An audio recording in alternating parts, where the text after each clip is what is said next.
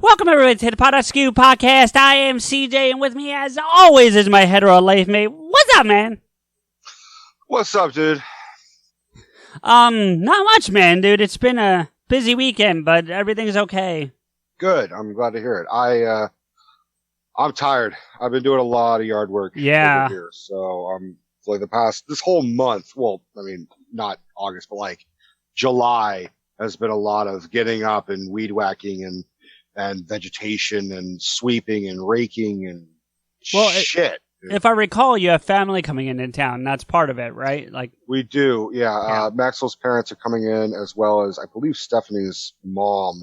Oh yeah, that's awesome. I didn't realize they were coming. I knew Maxwell, but I didn't realize Steph's mom was coming. Awesome. Well, not for the same thing. Well, no, right? Like, but yeah, I get that. But I'm just saying, I still didn't realize she was coming into town. That's awesome.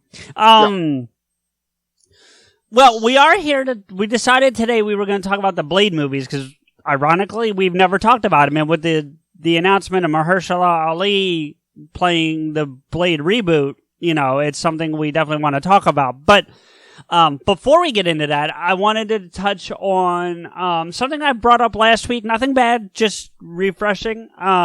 Fumes, the streamer from Facebook that I'm watching, because I've been primarily watching his streams VOD, because every time, even though he's live, it records it, and then you can go back and watch it at any time. And unfortunately, most of the time that he streams, I can't attend because he starts at like 10 o'clock my time, Eastern. Right. And it's like a Tuesday, I have to go to work. And he streams for like 4 hours at a pop, so it's, He streams like iTalk? Basically, yeah. Okay. But I will tell you that it did inspire me to, even though I have a list of games I'm still working to replace, to go get the game he's streaming. So I actually went and bought Super Mario Maker 2 for the Switch. And now I'm playing that, which it's a lot of fucking fun. Good. Yeah, I'll have to try to find a way to show you someday, because I know I can show you PS4 titles. Switch is harder to do, so I don't know how we'll do that. But anyway, but yeah, the whole point of bringing him up again is that I was watching him live yesterday, because on Saturdays he does like during the day streams. So I was able to tune in and watch, and with no provoking, he brought up PodAskew. And really? Yeah. And, he was asking, because I had told him I was going to give him a shout out on the show, which, I did on the episode we released today. And he brought it up and said, when is that coming out? And he wasn't being shitty. He was just more like, hey, so when's that coming out? And ironically, as he said it, I was typing to tell him, hey, oh, by the way, your shout out's coming out this week. And as he said it, so I said, ironically, I was just going to say that it's coming out this week. And then he started talking about the show. Like, hey guys, if you like podcasts, you should check out PodAskew, and then he asked me via the chat room to talk about like what the show's about, and then how we consider it and whatever. He goes, you guys are kind of like Jay and Silent Bob, except that you both talk. And I said, well, yeah, I feel like we're more like Dante and Randall, to be honest with you. Like we probably are closer to those two than we are to Jay and Bob. I'd like to think of us as we are.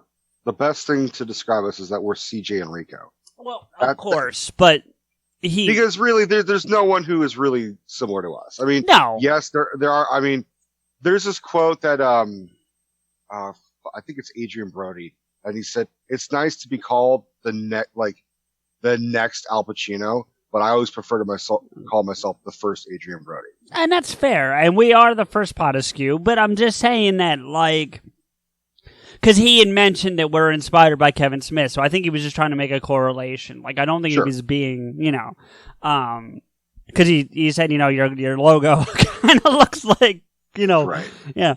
So, but I almost think we should borrow a quote from Holden and Chasing Amy. Like, yeah, I like to think of myself as Rosencrantz and Guildenstern or whatever the fuck the line right. is. I remember. I know of what you speak, but I don't remember the line.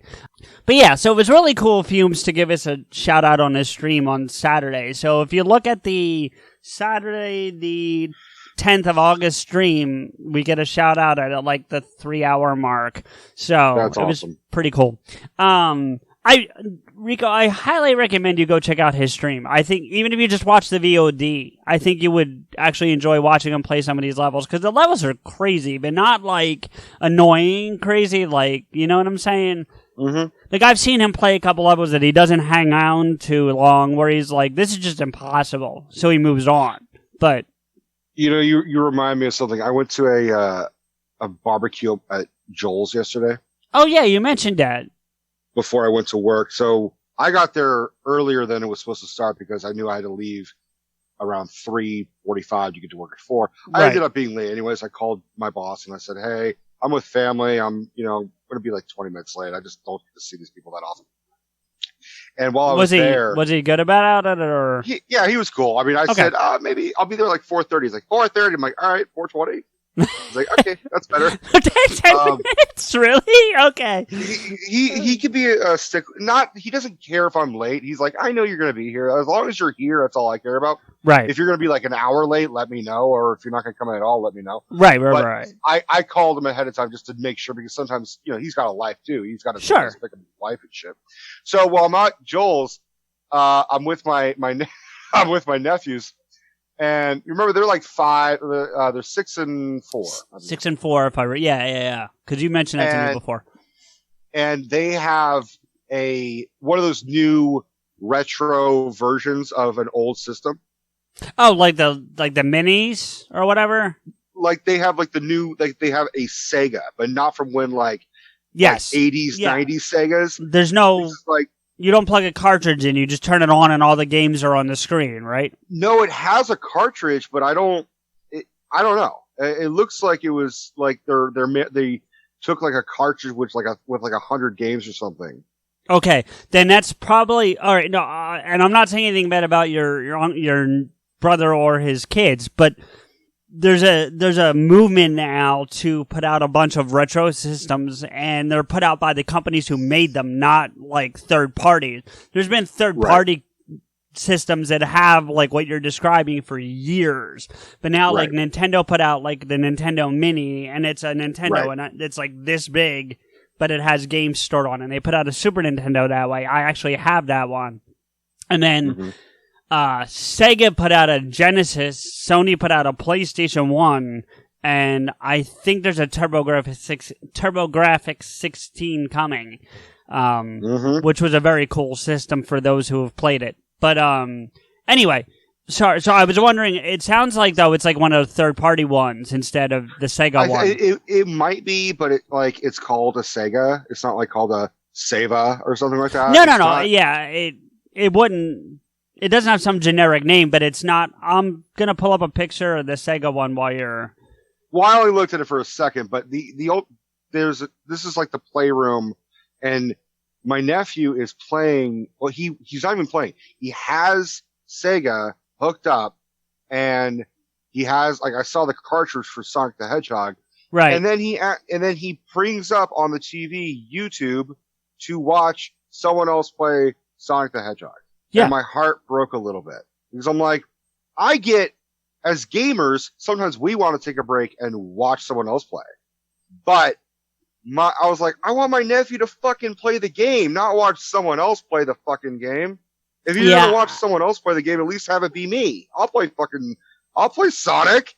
Well, yeah, that's because you were there. I mean, there's a huge thing for watching people play, though. Like, and then for me, to be honest with you, like with the Super Mario Maker, watching Fumes play has gotten me already better at the game, and I've only had it for like 4 days. Do you know what I'm saying? Like, because watching him, I learned a few tricks that when I started playing immediately that I would do.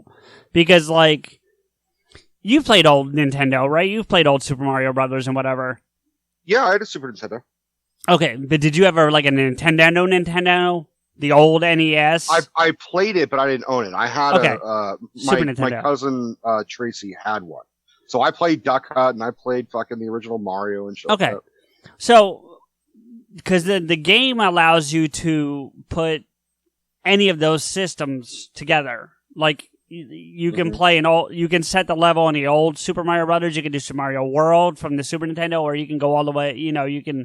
The only one I think you can't do is, you can't do the 3D ones. So Super Mario 64, the new ones for the Switch. But any of the side-scrolling ones, except Super Mario Brothers 2, I believe are the only ones you can't do. And so, like, there's hidden blocks everywhere, like hidden power-ups and stuff. And so, watching Fumes play this a few times through taught me to, like, at least check areas for power-ups and stuff, The only thing that I really kind of watched, like, someone else play, and it's really not even that, there was that game, Garry's Mod. I don't know that one.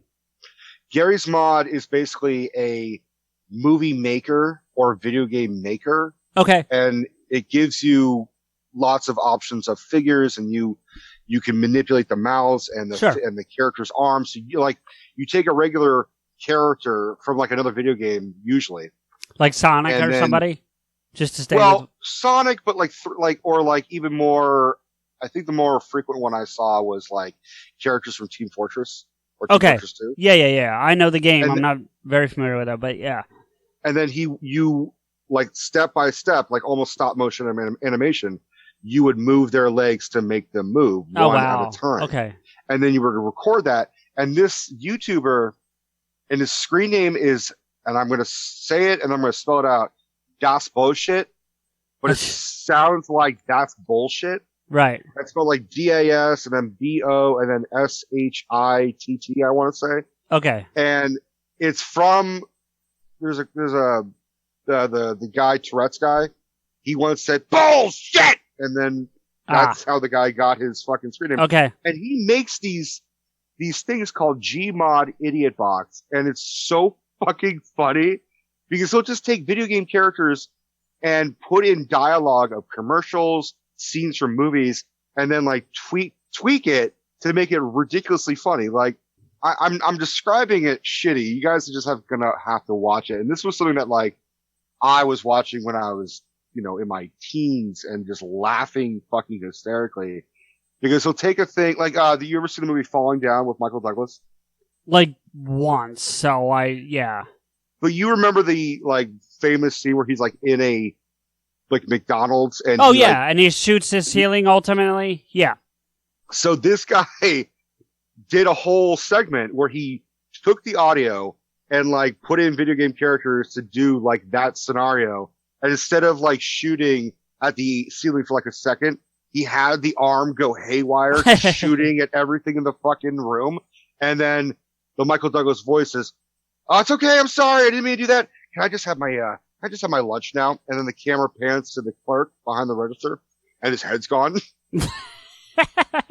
Like, I'm telling you, CJ, you have to watch this. I'll have to check it out. Yeah. I'll tell you what, though. I'll go watch that if you go watch Fumes, because you got to watch him. All right. Yeah, it's called Gmod Idiot Box. It's so fucking fun. I will. And you might actually get the jokes more than me because it's like it goes right into video game culture. Right. Well, that same thing with like Wreck-It Ralph. Like, I know you like the movie, but I caught a lot more jokes because I'm a heavier gamer than you are. You know what I mean? Sure. Like, or not heavier, but deeper. Like, you play a lot of games, but you stay in like a one realm of game where I kind of. Yeah. I mean, I definitely think I'm the heavier gamer. Oh, I wasn't going there, but all right. Okay, I can say that. You can't say that. Well, and that's not even what I meant, though. But that's all right. But yeah, so I just wanted to give Fumes a little more love because he definitely gave us some more love, and I feel like I'm kind of helping him with this stream. Like, I'm not the only one helping him, but he's definitely like asking me for advice and giving me some feedback, and things like that. So. Well, fuck, at some point we'll just have him come on. We'll call it Pod of Fumes. Well, actually, yeah, that'd be fun. We have actually talked about it. He wants to come on, and then what we're going to maybe do, whether you can join us or not, is I'll go right with him into his stream and be live audio on his stream with him while he's playing the game. So. I have another person who wants to come on. Oh, yeah? Well. Should we announce it, or? Well, we could at least talk about it. If he's actually listening to the episodes like he's supposed to, then he could say, "Oh yeah, I heard you say my name. Oh, thing. I'm definitely interested." All right. I got a family friend who he's the same age as my brother, so he's your age. His name is Dave Flores, and he's known my brother since they were like 7 or something. He's the same age. So he's older than me, but like we also became very close and very close buddies. At one point he was a tenant for my dad, so I got to see him all the time. This dude, is a talented fucking musician. Oh. And he just released his first album. Oh, nice. And he gave me a copy, and I told him, I said, I'm going to listen to it, and we're going to plug it on the show. I haven't listened to it yet. So this is the pre-plug for the plug. The pre-plug plug. Yes. So, but I figured I'll somehow try and play it for you to listen to, or I'll have to maybe mail you the fucking disc or something. What kind of music is it? Do you know?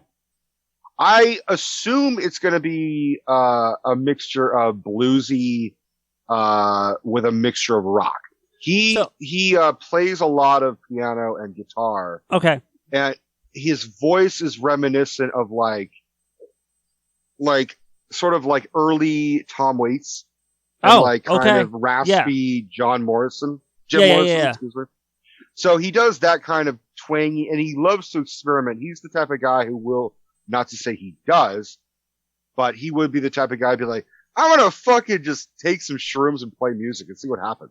That sounds like the Black Crowes. The Black Crowes did that. Anyway. But yeah, he's a good dude. Musically speaking, it sounds a little bit like OC. Have you heard OC's music? No, I haven't. Yeah, he's got like 5 albums on iTunes and stuff. So, all right, well, maybe we should get them together. That'd be interesting. Well, yeah, I think OC kind of disappeared on purpose. Like, I think he's okay. He just retreated to go spend time with his son or something. Yeah, I've seen him on Twitter here and there, but I did see a thing where he kind of made a post that was kind of alarming. Yeah, I saw that too. Other people were like, no, he's good. We reached out. He's good. I'm like, oh. Okay. Yeah, I saw that too. So, love to OC, which, by the way, did you watch the trailer for the documentary about the painting thing?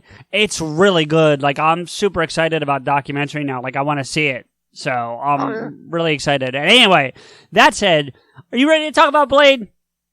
I was born ready, motherfucker.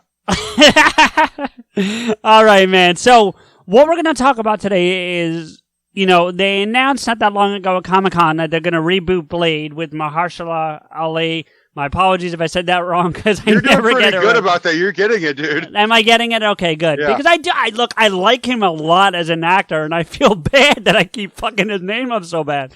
You can't even abbreviate to like M. Ali, because it just sounds like Muhammad Ali. Right, it's just right. Fucking... and what else is it going to be? Like MASH? I mean, like MASH Ali? Like, no, but yeah, I thought we should go back and look at the only Blade we've ever known, really, and that's Wesley Snipes. Yes. Oh, wait, we're not talking about the Sticky Fingers one? The what? The Sticky Fingers? I have no idea what you're talking about, but I have no idea what you're talking about, little boy, but you touched my heart. They, not for fucking nothing, but I'll do the Tracy Morgan, okay? Yeah, you. That's fair. That's really kind of fair. I can't argue with that. No, Sticky Fingers, the fucking rapper. Oh, from Onyx. Yeah. Also the Blade TV show.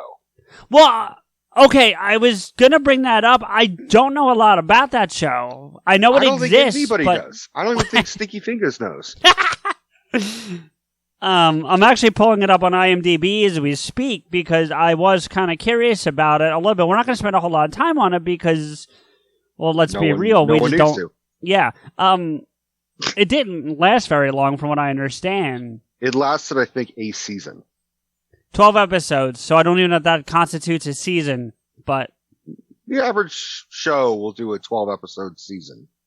That's pretty much the average. Oh, wow. Sticky Fingers was actually Blade. Like, I know you mentioned his name, but I didn't realize he was Blade.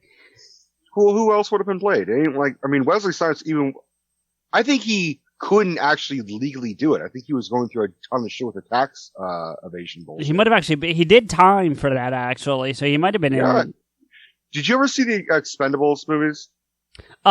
Yes, I have. I think he's in the third one, isn't he? He is in the third one, and the opening scene is them breaking him out of, like, a train prison, like, and then they ask him, like, so what were you in jail for? And he looks at them and goes, tax evasion. Okay, well, you know that was on purpose, though, because the Expendables are very tongue-in-cheek. Obviously, they fucking, like, there was one part where it was, like, Bruce Willis, Stallone, and Schwarzenegger in a church, and Bruce Willis says, wow, what's that guy's fucking problem about Schwarzenegger? And Stallone's like, he wants to be president. Oh, God. By the way, did you see, not to get way off, but did you see that video that Schwarzenegger put up on, I think it was Instagram? But it made its rounds around all kinds of social media because of how ridiculous it was. It was him, Stallone, and Dolph Lundgren drunk at Schwarzenegger's house celebrating Schwarzenegger's birthday. And they're holding up a camera selfie style and talking to it. And they're all hammered. It's yeah, look at us. We're drunk. Come on. Let's get fucked up. It starts because Stallone's the one holding the camera the whole time. And it starts with him holding it with the wrong hand, so his hand is blocking the camera, and you just see the palm of his hand, and he switches hands so that you can see everybody, and you hear Arnold yelling at him. Hold on, let me. Oh, dude, there's a hand in the way, and let me switch it to the other. Yeah. I think Stallone needs to be a motivational speaker. Yeah. Well, because he has that voice and that way of speaking, especially in the Rocky movies, where it seems like he's giving you life lessons. Yeah. He's like, if you jump in the ring, and then if you fight the other guy, and then you get knocked down, and then you get back up, that's what life's all about, is getting up when you get knocked down. That, believe it or not, those scenes from Rocky V were my favorite. Like when he was teaching 6. Tommy Gunn. No, 5. When he's teaching Tommy Gunn. Oh, you're going fucking deep cuts. Yeah, no, I mean, the 5 as a whole was not a great movie, but the sequences where he was, like, training Tommy Gunn was, giving those pieces of advice. Hearing Mickey's lines coming out of his mouth were pretty interesting. But anyway, listen, we're getting way off topic. Let's go back to Wesley Snipes, for fuck's sake. All right, so if you haven't seen Blade, there's got to be a little... We're doing all 3, by the way. So the Blade series, not the TV series, but the movie series. The Blade trilogy. Okay. Yep. Good way to put it. And well, that's what it is. No, you're right. You're right. But let's talk a little bit about the history of Blade, the character himself. Do you know anything about Blade? Not a lot, no. But well, okay. Just remind me. I have a question before we get deep diving into specific movies. So, but what's your question? No. Your history is more important in terms of order. So let's do that first. So, all right. So I'm going to just run this by you. In your own mind, Blade is one African American. Yes. And he's also in like leather, like imagine he shopped in the fucking Matrix. No. To me, he's just black. And I don't mean racially, I mean clothes. So it could be leather, it could be jeans, it could be whatever. He's all black. Yeah, all right. Well, he also has like, tattoos and he also has a sword. Yep. And he's also an American in Detroit. And actually, the one thing that they definitely did not do in the movie, if I could jump in here, that I had a problem with from what I know of Blade, is he's supposed to be blonde. Every incarnation I've seen of him in books, which isn't many, but the ones I've seen, he always had blonde hair. So, to go with that, originally Blade is English. Like British English? Yeah. Okay. Like born in like 1929 in England and raised in a fucking brothel. Okay. Same type of, but even his powers are fucking different. In the movie, his mother is giving birth and is attacked by pregnant. Is attacked pregnant, but then induces labor. The vampirism infects him. Right. And makes him a human vampire hybrid. Right. That's what we see in the movie. Right. In the comic books, he is introduced as the same thing. His mother's bitten. She's a prostitute. Still the same thing. Deacon Frost, spoiler, is essentially his father. Bites her. But Deacon Frost is also considerably looking older. He's more regal and gentlemanly. Yeah, they definitely aged him down for the movies. They MTV'd him, is really what it is. That's fair. That's fair. But the vampirism is not the same in the movie as it is in the comics. What it does is it makes him immune to vampire bites. Which I think he would be in this. They just never really explored it. Well, he is, but he doesn't even have the speed, the strength. Oh, the agility in the book? The comics. Okay, he doesn't have any of that shit. He's just immune. Okay. What happened is, and his attire is completely different too. He wears a bright green jacket and yellow pants or something like that, and then big fucking he has the sunglasses, but they're the big yellow ones, and he looks. I think he's got an afro. So what it is. It sounds a bit like a Luke Cage, right? Yeah. You beat me to it. Yeah, so it's like Luke.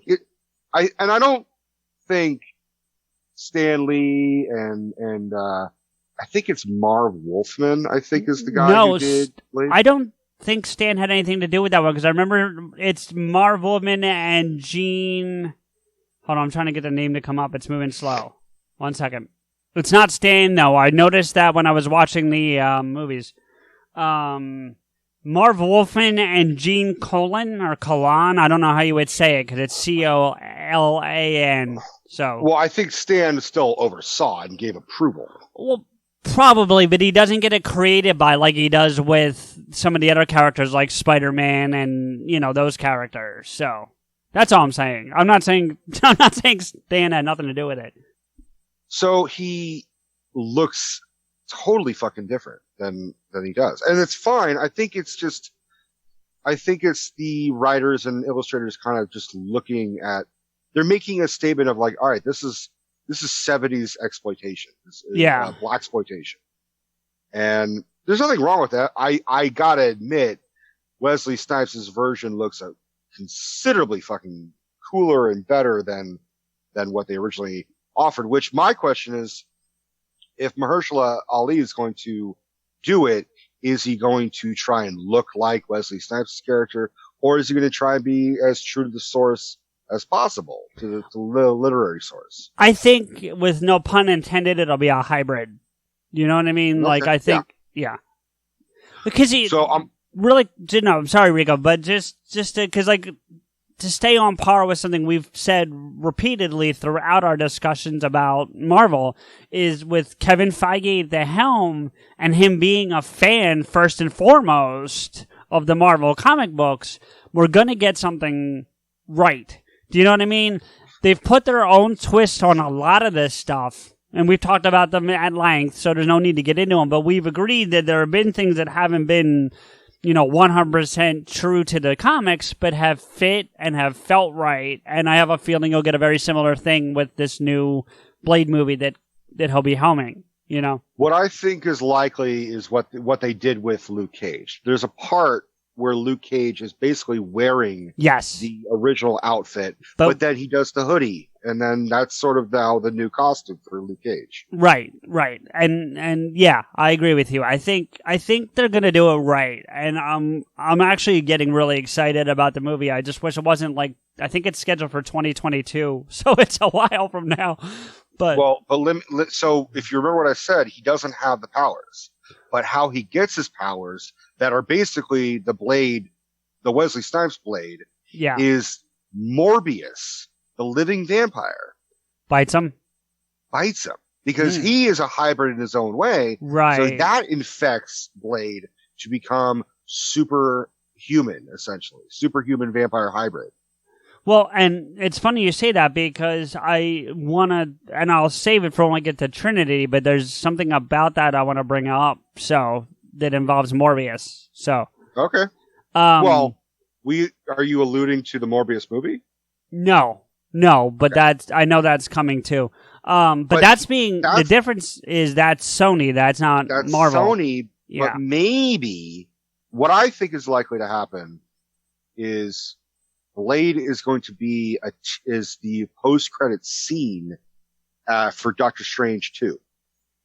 That would make sense with some stuff that I'm reading. So I would not be beyond that. Yeah.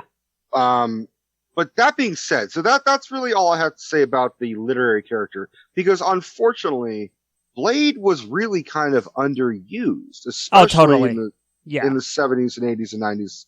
Like, he had a rebirth, but even still, he was always kind of in the background. He was never the hero hybrid villain, anti-hero that we know. And then Blade, the movie, fucking changed not only the character in a positive way. I mean, I can't really think of too many sources where, oh yeah, the movie infinitely better than the fucking literary source. Sure. Well, and let's start there real quick, because we, and I'm obviously going to make a bit of a joke here, but we obviously like suck the dick of MCU and Kevin Feige pretty regularly on this show, but sure, you don't get there without Blade, and to a lesser extent, because I think Blade was first, the X-Men, of course, and, right. All credit to Matty Granger and his crew, but, which, by the way, if I could just back up for a second, I seriously did some Matty Granger defending, like 2 weeks ago, or 10 days ago, or whatever it was, because I was in Fumes' chat, and they were shredding the first, or all the X-Men movies, not just like the latter ones, like all of them. Oh, yeah. And I was like, no, hold on a second. Because, I didn't bring up Matty Granger by name, but I was like, hey, look, the first two X-Men aren't bad. The third one, Last Stand, is pretty terrible. But the first two are good, Yeah. And then Fumes jumped in and did say that, like, he liked the McAvoy reboots up until Apocalypse. Yeah. And then they shredded Wolverine Origins and The Wolverine, which I actually like The Wolverine. That's not that bad. But I'm looking, because I did a whole run of the X-Men movies recently. Yeah, I remember. We still need to do that show, but that's yeah. I don't think X-Men Origins is that bad.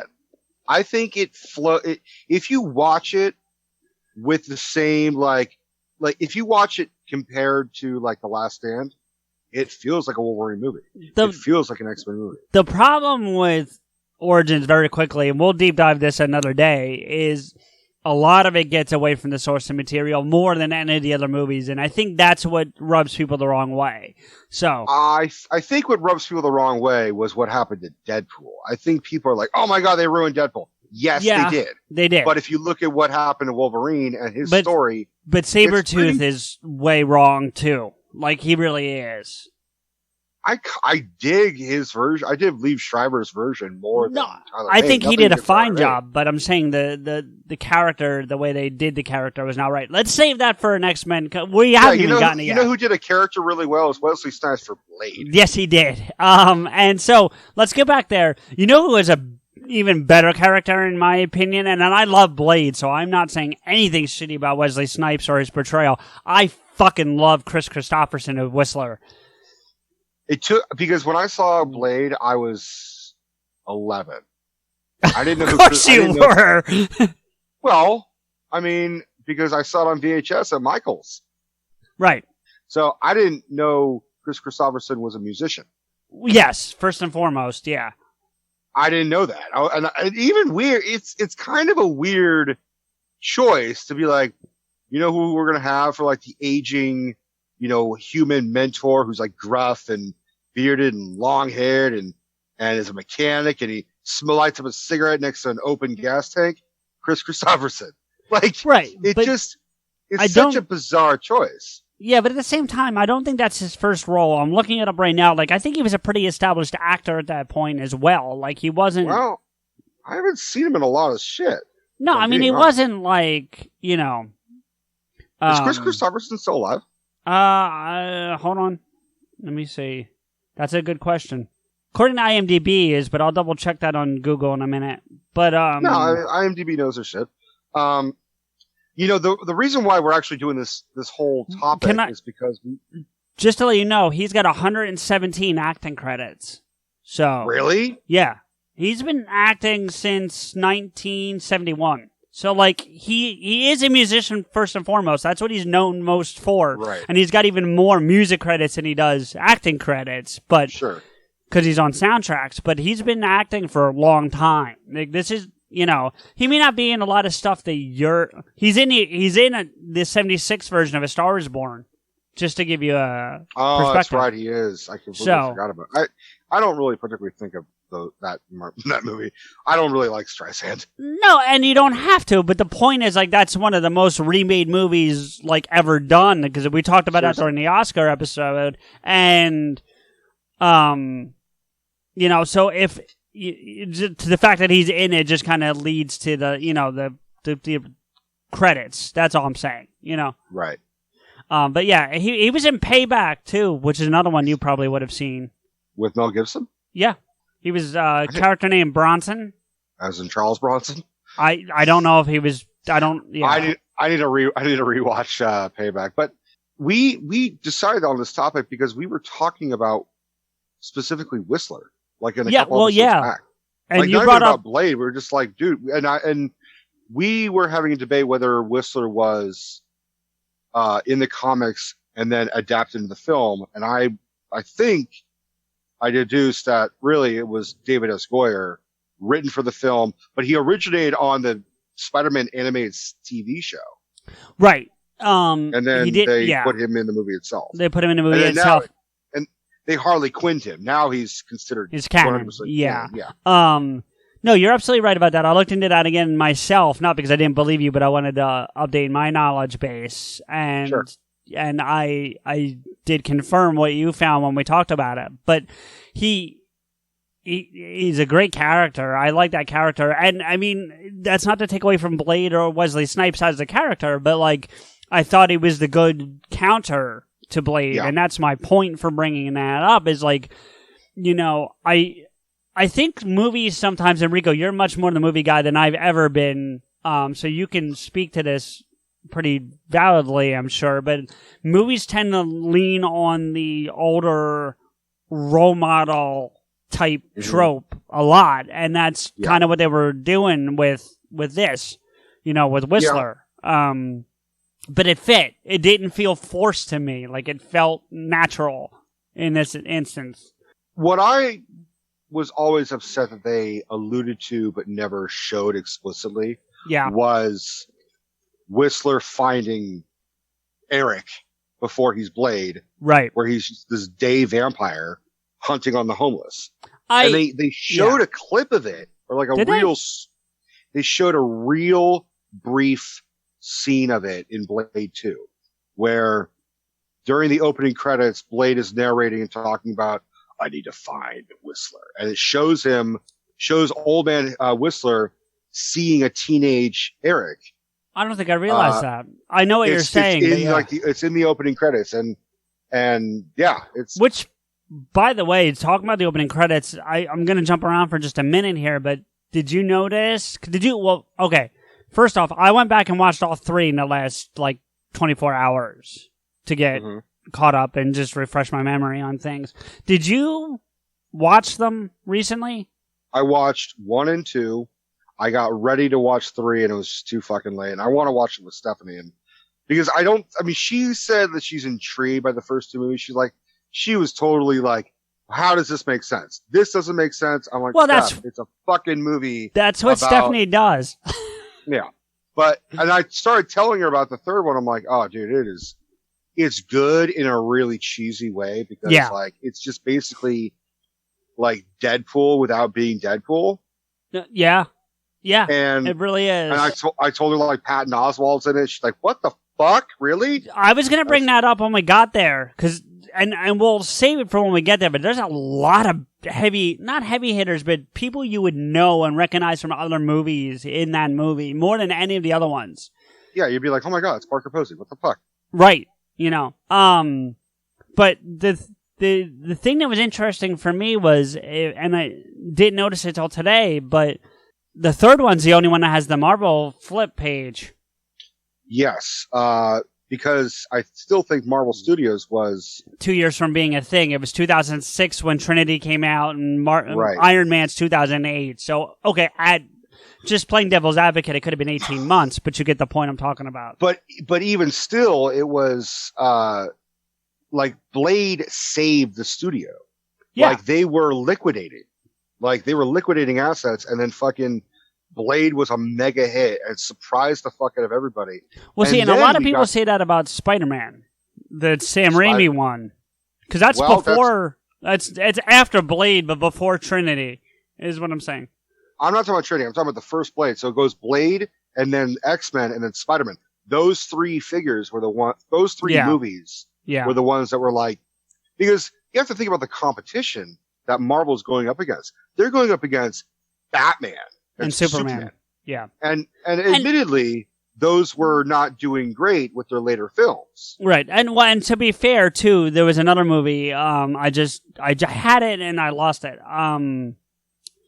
You said Blade, X-Men, Spider-Man. Oh, the Fantastic Four. As not great as they were, they made a lot of money. And they were able to sell that off, too. That's why they sold those rights to, I think, Universal. Or no, Fox. I think it's Fox. It is Fox. You're right. Yeah. But you also have to remember that Blade was the first successful Marvel movie because they had attempted, they literally tried to do a Fantastic Four movie, and it was so bad, it wasn't even released in theaters. Like everybody was like, this is fucking awful. How dare you? Yeah. And they did a Dolph Lundgren Punisher movie. Yeah. And then they did a couple direct-to-DVD Captain America movies. Like, Marvel was really struggling, and then they were like, all right, fuck it. And the only reason why Blade was as good as it was, I mean, it's great for many other reasons, but Wesley Snipes poured his heart into that role. Yes, he did. He has said it's one of his favorite roles he's ever played. I've heard him say it. But it's because he was trying desperately to make a Black Panther movie. And, while it didn't have the impact that Black Panther did, it definitely... not to the same level. Let's be real. I mean... I think I don't know. We'll see. When Mahershala does his Blade movie, we will see the comparison between the two of them. I agree, but I'm talking about... Oh, you mean between Wesley and him? Yeah. Or, oh, well, yeah. Look, I'm not taking away from Wesley Snipes. I'm saying the impact of the movie overall did not have the same impact that Black Panther did. That's all I'm saying. I think the difference is that Blade happened to be a black character. Yeah. And then therefore everybody could enjoy him. But I think Black Panther was, this is really important. We make this fucking movie. Right. That's, yeah. There was 20 movies of white hero, white hero, white hero, white hero. Now we really got to fucking focus on this. And I think Marvel and whoever the fuck, Stephen Norrington and Wesley Snipes and everybody were like, yeah, we'll make a movie about a black vampire hunter. Big deal. And that's the other interesting thing I noticed today, because again, you notice kind of stuff more than I ever have before I met you, and you've kind of taught me to look for it now when I watch movies, is David Goyer, who is well known for Batman and Man of Steel, was involved in all three of these movies. Basically the brainchild behind the whole thing. His big directorial debut was Blade Trinity. Right. I was going to get there because we'll talk about that, because there's a whole lot of shit about behind the scenes of Blade Trinity. Okay, well then I would be curious to hear that. But the thing that was interesting to me from a directorial perspective on the Blade movies is that it pulled off what Tom Cruise has said he wanted to do for all the Mission Impossible movies, and it did do for the first 4, was have a different director for each movie. Like the production team could be the same, but he wanted a different director for each Mission Impossible, and you got this with Blade, because the first one is, hold on, I'm pulling it up right now. Stephen Norrington. Is that who directed it? I don't think so. No. Oh, yeah. Oh, shit. You're right. Okay, my bad. The second one, which I would think would be your favorite, just based on the director, was Guillermo del Toro. I just couldn't get it out. I know it is. I just couldn't get it out. And then the third one, as you mentioned, was David Goyer himself. So it was just interesting to see the different styles, because there is clearly different styles between the 3 movies. Oh, dramatically. But like to the point where it would be comparable to be like, all right, the first one is directed by let's say Martin Scorsese. And the second one is like Tim Burton. And the third one is Spielberg. No. Well, I didn't know. I was just pulling out a big name. You were using big names. I wasn't. I didn't know you were... I was going to go for someone like the Farley Brothers or something. Oh, well, see, I don't know if that drastic, but I get the point you're making. They're different ways of filming, and because as much as I enjoyed Blade Trinity, it is the inexperienced filmmaker. You could just tell. All right, so let me ask you a question I was going to ask you, and that is, if you were to rank these in terms of favorites, how would you put them together? Like, what order would you put them in? In terms of favorites, I would go 1, 3, 2. I'm in the, I'm 100% with you. I think in terms of villains, I actually will go 2, 1, 3. Yeah, I would agree. The villains are also really integral. And I would agree, though. And as for Blade himself, 1, 2, 3. He is, you see Wesley. It's the third one. The third one is the least Blade movie of the 3. But you can also see Wesley Snipes just doesn't want to be there. You think so? 100%. Okay. Because he didn't want to be there. Because he didn't want to be there. He really did not want to be on that set, dude. He hated David S. Goyer. Oh, did he? Oh, yeah. Okay. Well, I'll tell you more about that later, but yeah. So let's go back to the first one. Can we talk about that opening? Like the opening, the bloodbath. Yeah. Yeah. The bloodbath. Yeah. The blood shower, really? No, it's called a bloodbath, though. The scene that's actually known as Bloodbath, the song that plays is called Bloodbath. So, okay. Well, yeah. Do you recognize the woman in the car who leads the guy to the rave or the club? No. That's Tracy Lords, who was a porn star. Yes, I know who Tracy Lords is. But she was also in Zack and Mary Make a Porno. Was she? She's the woman who plays Bubbles, who does the queef bubble trick.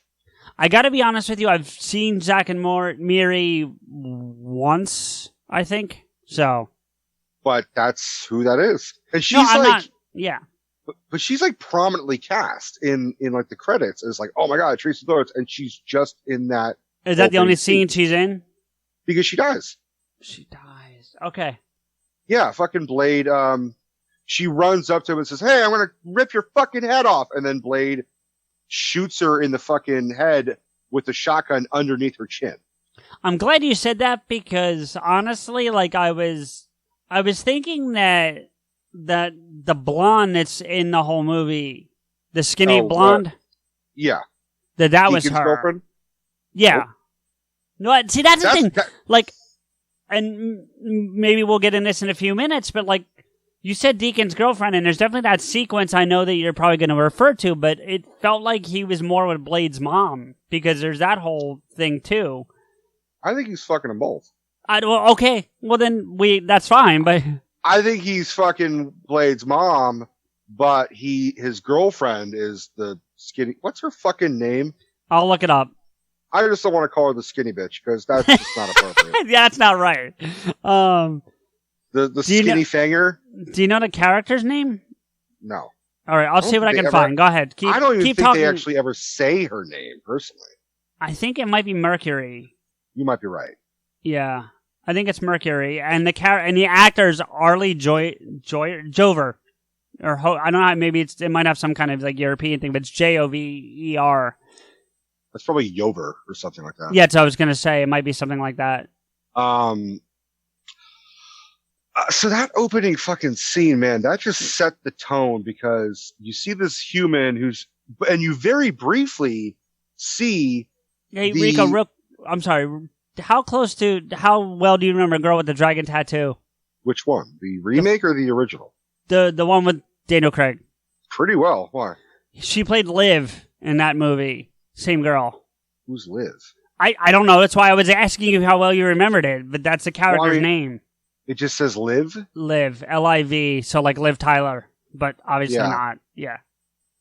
Maybe she's maybe she plays like a character who's like part of the family or something. Yeah. Like I've seen that movie once and I don't remember a lot of it, to be honest with you. Okay. So anyway, so you were saying, going back to the sequence with Tracy Lords in the car.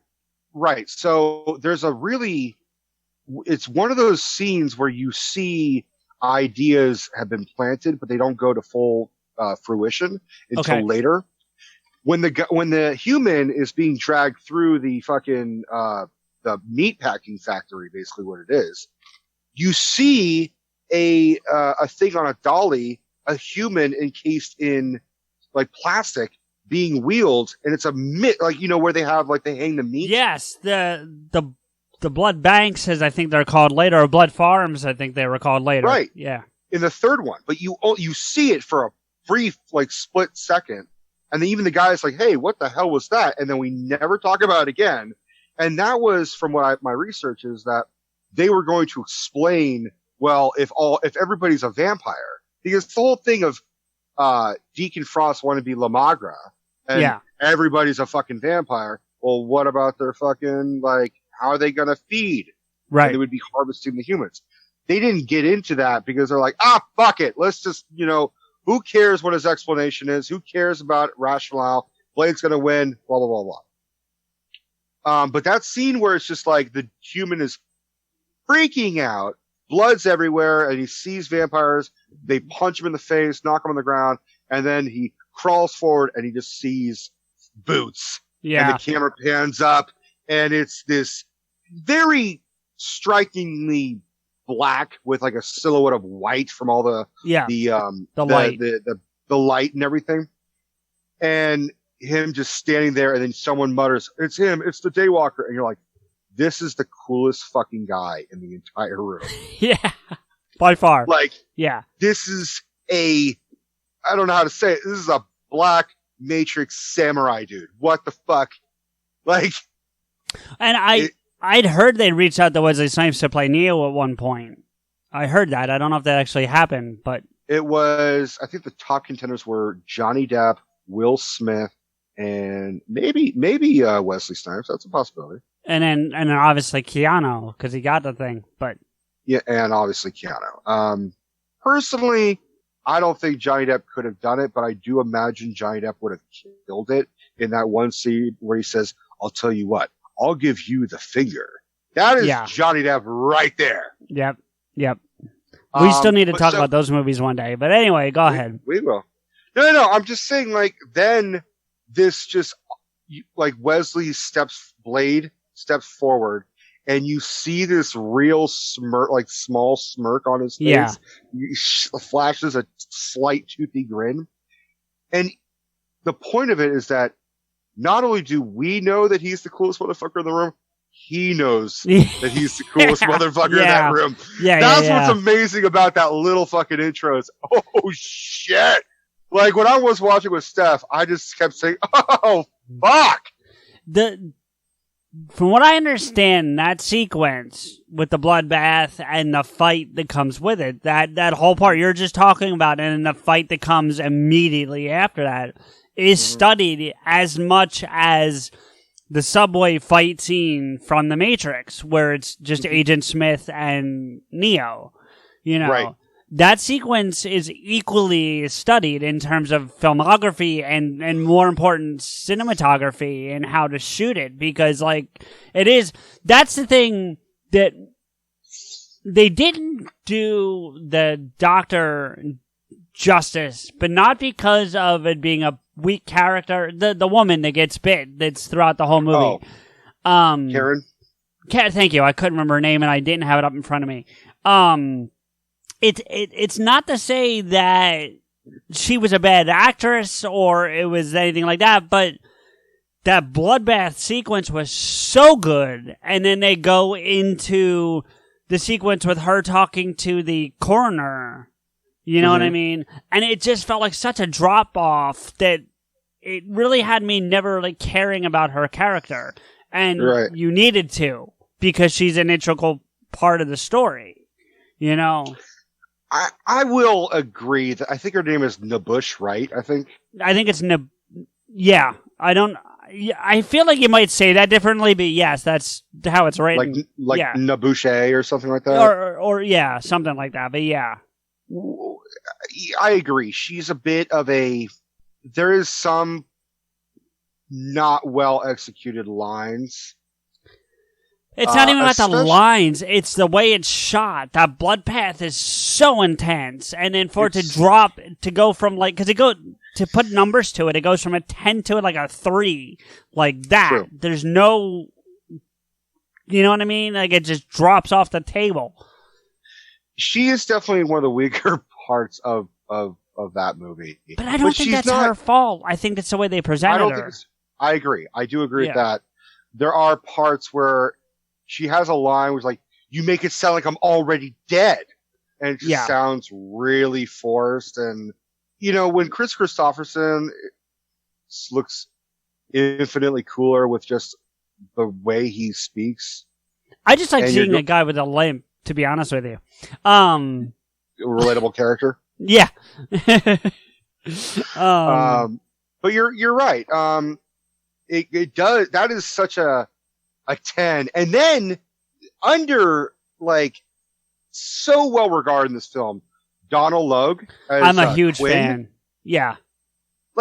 So fucking funny. And originally, from what I remember reading, is that he was really just supposed to be a one-note character. But Donald Logue was so... Is it Loga or Logie? I think it's Logue. I think it's just Logue. Yeah. That motherfucker was so goddamn funny. He just kept improvising and ad-libbing that they just expanded the fuck out of his character. Well, I think he was supposed to die pretty early on. Well, and theoretically he would have. I mean, that burning could have killed him. But anyway... Well, or he was supposed to die after the hospital sequence after he fights Karen. Yeah. Deb was watching the first one with me when I watched it, and we're big Gotham fans, as you know. We've talked about it before, and she looks at him and goes, "Christ, it's Bullock," because it is Bullock. Bullock's not as quippy in Gotham, but otherwise it was Bullock. Do you know what I mean? Bullock more seasoned. Right. No, Bullock's more seasoned than Quinn, really. Yeah, that's what I'm saying. Yeah, okay. But yeah, it was crazy how it's not very different, You know, originally there was supposed to be a Stan Lee cameo for this movie. Really? Okay. He was supposed to be one of the cops. I think they filmed it, but it was ultimately cut. Because he was one of the cops when they're approaching Quinn on fire. When he's stapled to the fucking wall. Yeah. Oh, wait, real quick, and we'll talk about the details later, but I watched that one shot that Henry told us about, or I brought up when we talked to Henry about, with Trevor Sidery. So I would like to talk to you about it a bit, but we'll get there. I just didn't want to forget to tell you. But yeah, Donald Logue's character was perfect. I think he did a really good job, and if he was supposed to die off and they kept him because of how good he was doing, I think that's a credit to either Norrington or Goyer, whoever made that call, because it was the right thing to do, I think. Agreed. And I gotta say, Donald Logue has aged amazingly. Right?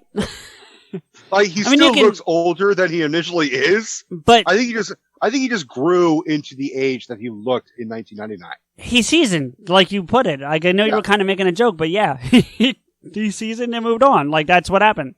God, dude, that fucking opening scene's so good, especially like the music, and it just seems very 90s. You know what I mean? Right. Well, and so I'll tell you something. Have you ever heard the song Blue Monday? Probably. I don't know. Like how does it feel? Treat me like you do. It's very techno-y kind of thing. Yeah. That's why a band called New Order. There's a group called Orgy that covered it back in the late 90s, but the original song is by a group called New Order.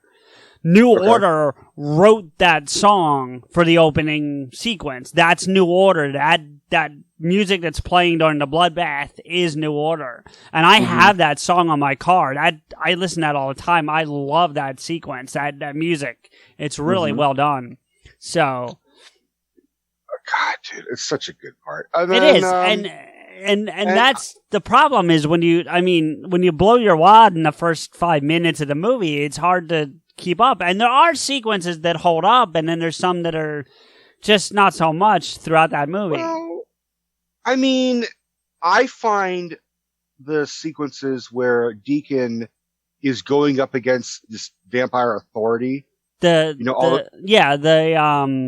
pure bloods are on the table or some shit. Right, but there's a name. It's almost like the triads for the Chinese gang, but it's not that. I forget there's a name for it. But anyway, go ahead.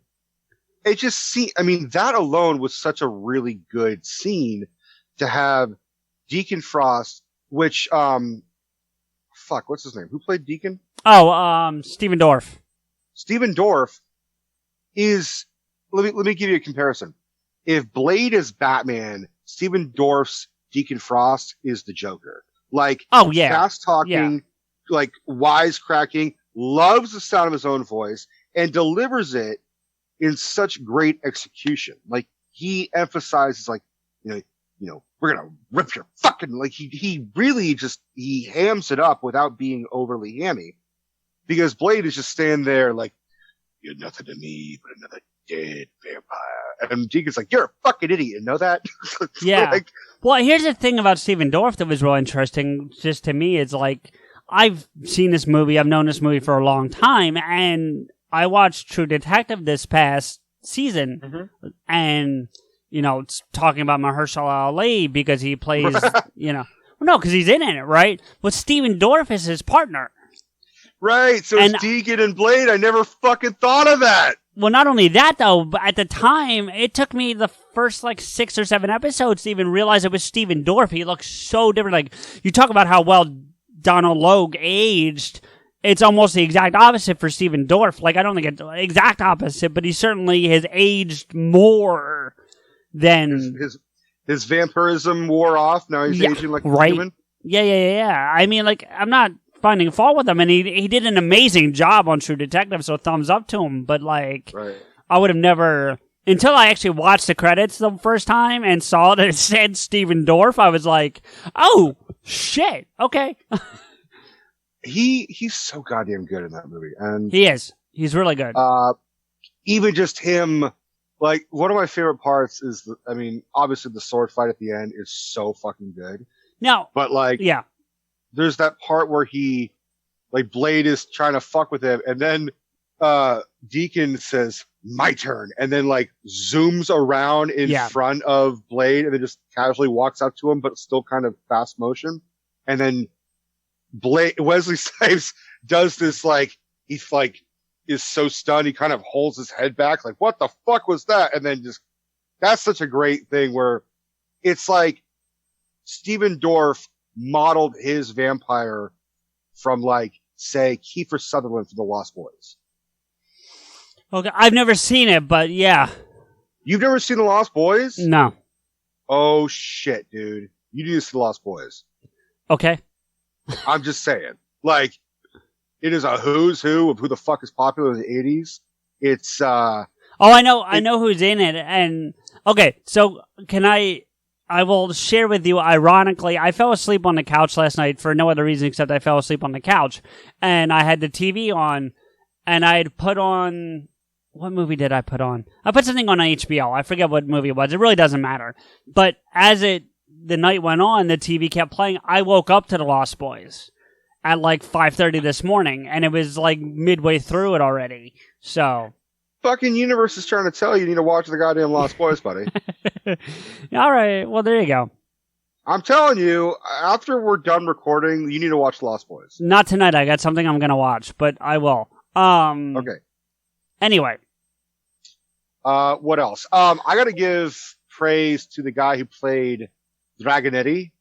Yeah. Gaetano Dragonetti. Udo Kier, I think is how you say his name. Kier? Yeah, it's Kier, but I'm not sure how you pronounce it. So yeah, we'll go with Kier. He's a German, and he played Dracula, in a German Dracula movie. Yes.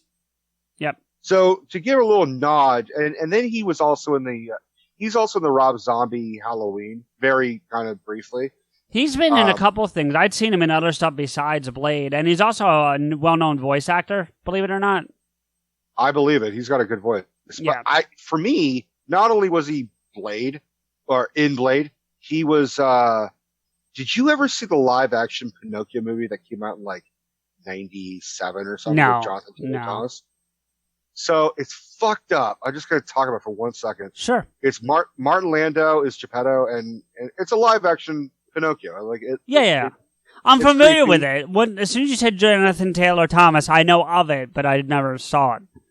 So what they do is you remember Stromboli from the Disney one? The guy who runs the puppet theater thing, like the big heavy-set Italian guy? Kind of, yeah. So in the live-action movie, Udo Kier plays that character.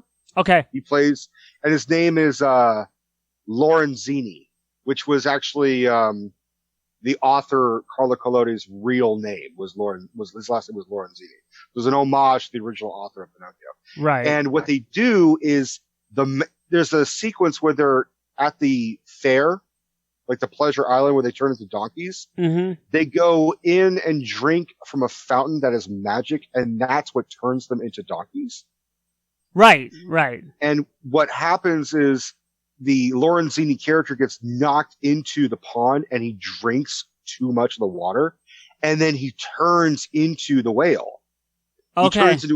He turns into a giant sea monster. Okay. And then he dives in the ocean, and then they swallow Pinocchio and Geppetto and blah, blah, blah, blah. So for me, that motherfucker is always going to be this giant ass whale thing. Did you know he actually played two characters in that movie? By the way, the movie's called The New Adventures of Pinocchio, just to get the title. No, there's The Adventures of Pinocchio, and there's The New Adventures of Pinocchio, which was a sequel that was awful. Okay, well, I'm looking at The New Adventure. I didn't realize that, so I apologize. But he plays Lorenzini's wife or something? Madame Flambeau, but I don't know. I didn't know that was his wife. But he also plays Lorenzini, according to this. So he plays both characters in that movie. Yeah. He was also in Armageddon. He was in Armageddon? He was a psychologist. He doesn't have a name. It's just called Psychologist. Oh, okay. I'm looking over his credits. He's been in quite a dude. He's been in a lot of stuff.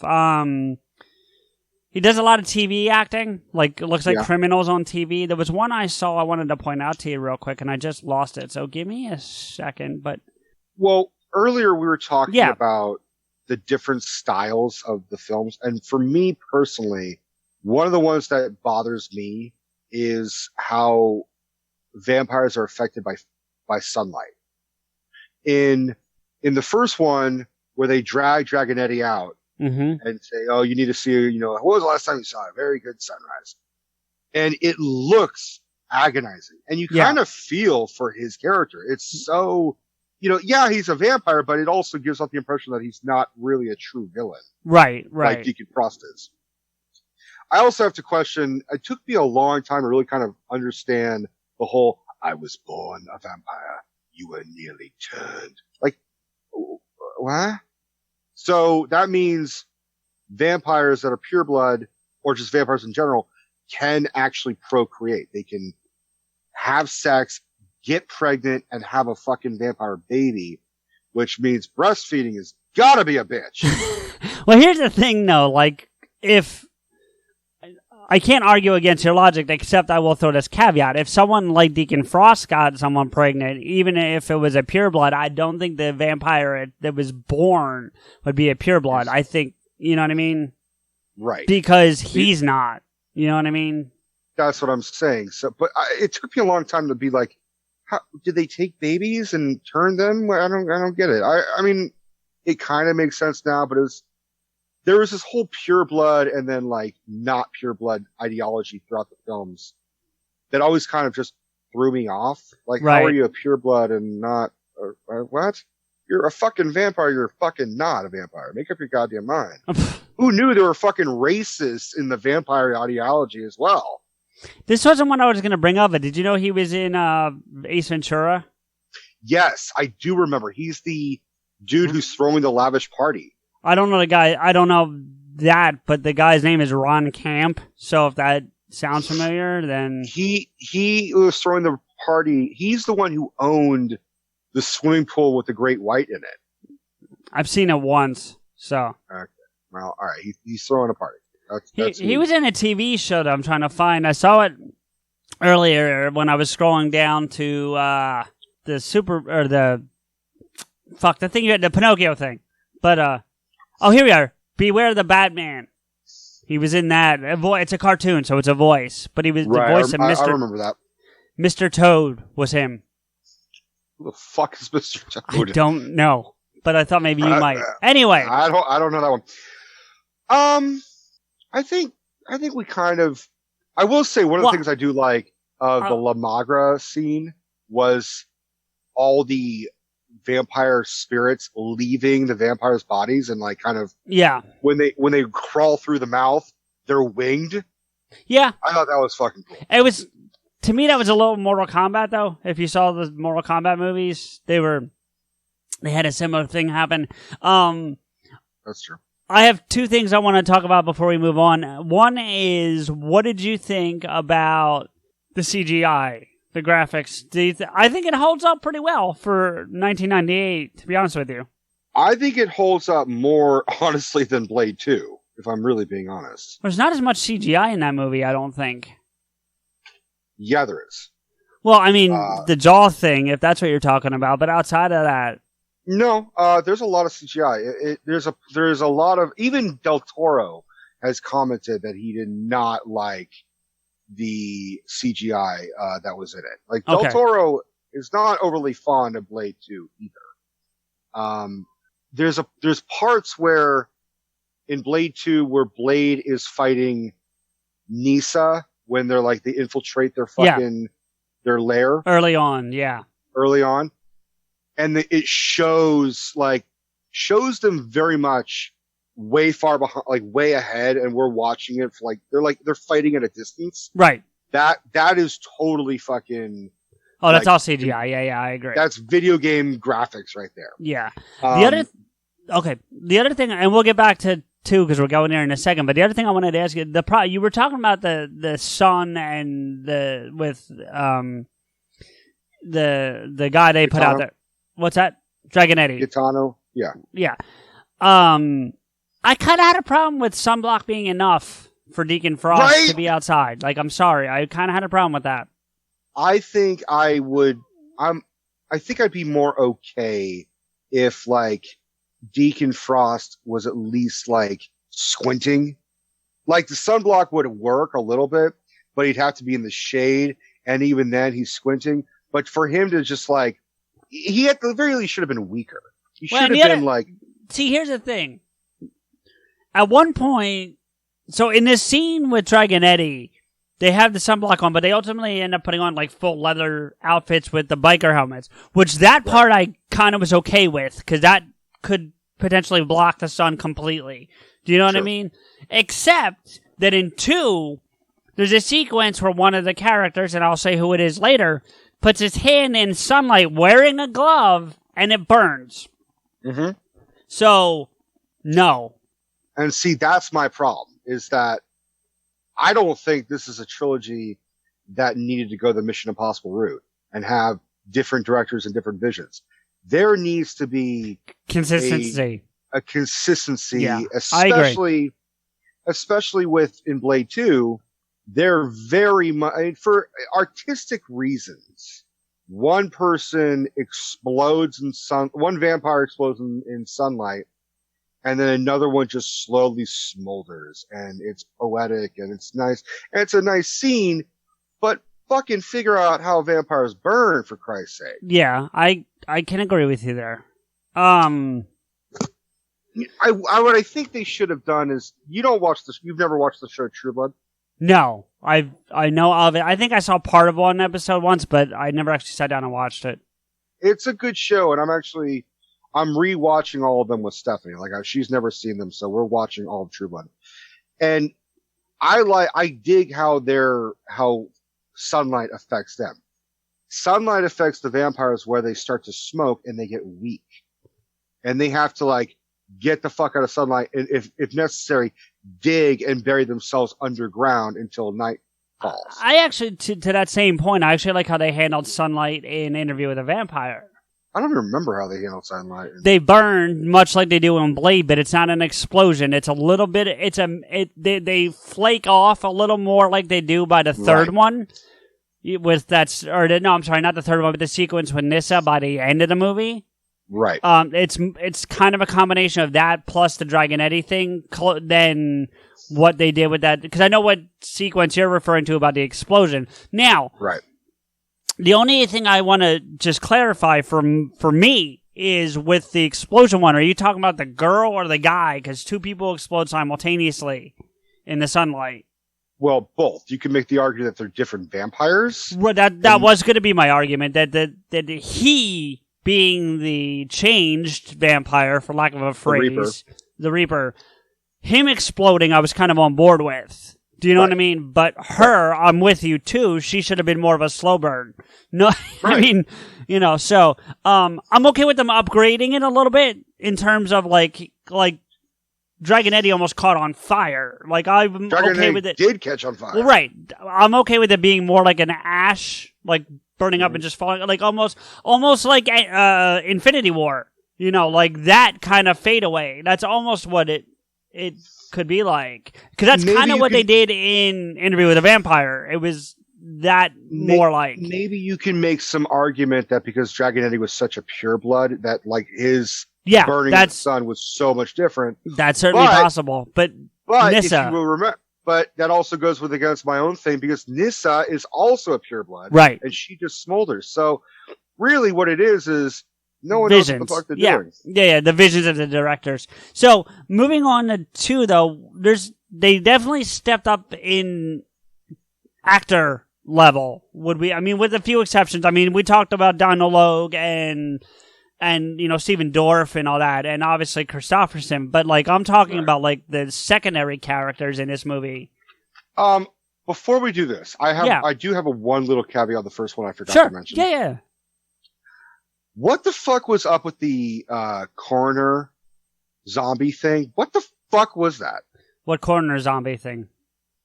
Remember Karen's like buddy that got bitten by and then he's thrown in that pit, and then they throw her in the pit for him to eat her? No, I don't remember that, to be honest with you. Okay. They throw Karen in the pit. You're talking about later in the movie? Yeah. Okay.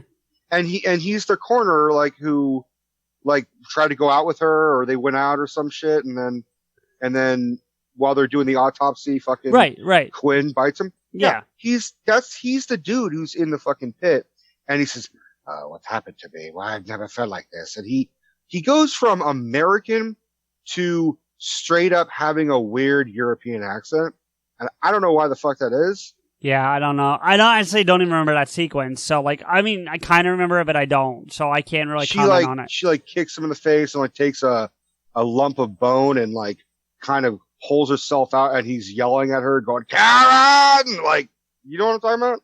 No, see, that's what I'm saying. This sequences with that character were so just, like, I don't remember them. You know what I mean? I think that was such a weird week. It is weak. It's all right, Blade 2. So yeah, the actors that they in some instances, and at the time, some of these people weren't who they are now. Too, I want to put that out there to start. Very true. Because, and the biggest one of that sentence would be Norman Reedus as Scud. I think. I would actually probably say that Donnie Yen. See, I'm not as familiar with him. What is he? He's the blind, not Jedi in Rogue One. Oh, okay, but and that's a big role. Don't get me wrong. I'm not going to discredit him that way, but to be, when you go back to Norman Reedus, to be one of the main characters on The Walking Dead for as long as he was, that I'm not taking away from Donnie Yen, but I mean, because you're right, that's a big role, that Rogue One role. But like, I think if you polled 10 people and said Donnie Yen, Norman Reedus, they're gonna know Reedus because I would agree with that, but I would also say that I would still say Ron Perlman is probably higher ranked than Norman Reedus. Yeah, I mean, sure, but I'm saying from like well-known right now. Do you know what I mean? Like, I would say Ron Perlman's still pretty well. Well, yeah, because there is Sons of Anarchy as well as Hellboy. Sons of Anarchy, especially Hellboy. When the new trailer when the new Hellboy came out, everyone was passing around that meme of Steve Carell from Anchorman. I mean, we're not fans of it, but remember, there's a part where Steve Carell's character looks at someone else who's filling in for Ron Burgundy and says, "You're not Ron."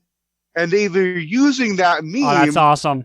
For when the new trailer for that's funny. Hellboy came out, you're like, "You're not Ron." You're not Ron. Yeah, no, and we can talk about Hellboy another day, but Ron Perlman's really good in that. And he was good in this. And actually, the first time I saw it, and I'm pretty sure I saw Blade 2 before I saw Hellboy, just because I think they came out first, but I would have never put those two together. It wasn't until I watched it this time that I looked at it and went, is that Ron Perlman? And then I looked it up on IMDb, and sure enough, I was right. But see, I think I knew Ron Perlman's voice more than before I ever connected that voice goes with that face, because he was Clayface, I think, in the animated series about it. I'll look.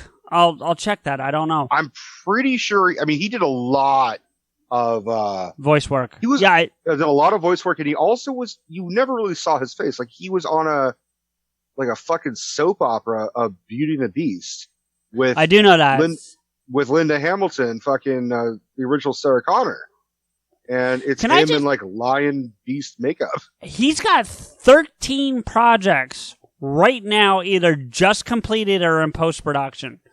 Oh, the dude works so goddamn much. That's nuts. I'm not saying anything bad about him, but that's nuts. Oh no, he's good at what he does. He is. Yeah. But he would actually be a really good, like, let me put it this way, and I don't mean to say it insulting, but if like shit. If they were going to do like Batman Beyond and they were going to make it low budget, he would fucking kill as older Bruce Wayne. Oh yeah, I would be okay with that. I totally would be okay. Did you know, by the way, that he was Alfred in the new Teen Titans? What? The voice, because it's an animated movie, but the new TV show. Oh no, I did not know that. That's such a bizarre. He's Sinestro in the Green Lantern TV series. That makes. Okay, so I'm looking at this, man, and look, first, I say this with all love in the world because I actually love Ron Perlman. I think he's a great actor, and I love his voice, to your point.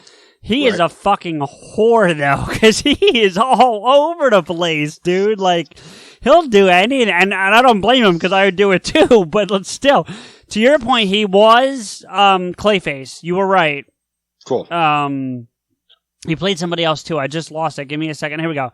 Matt Hagen, I think it's Clayface's like alter ego, isn't it? So that's no. It's Clayface's alter ego is. I think it, according to the way it's written here, it's Basil Carlo.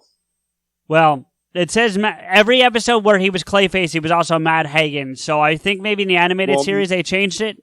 Maybe, I don't know. Unless he's a different. It could be a different character. Yeah, I mean, and then he's also a character called Driller. I don't know Driller. Yeah, I don't know Driller either. But then going forward, God. Surprisingly, he should have been, if he hasn't, I would have pegged him to be the mutant leader. from the Dark Knight Returns adaptation, or the mutant. I don't think he is. I'll see if I can find it again. But all right, going forward, he played the Hulk in the Fantastic Four animated series.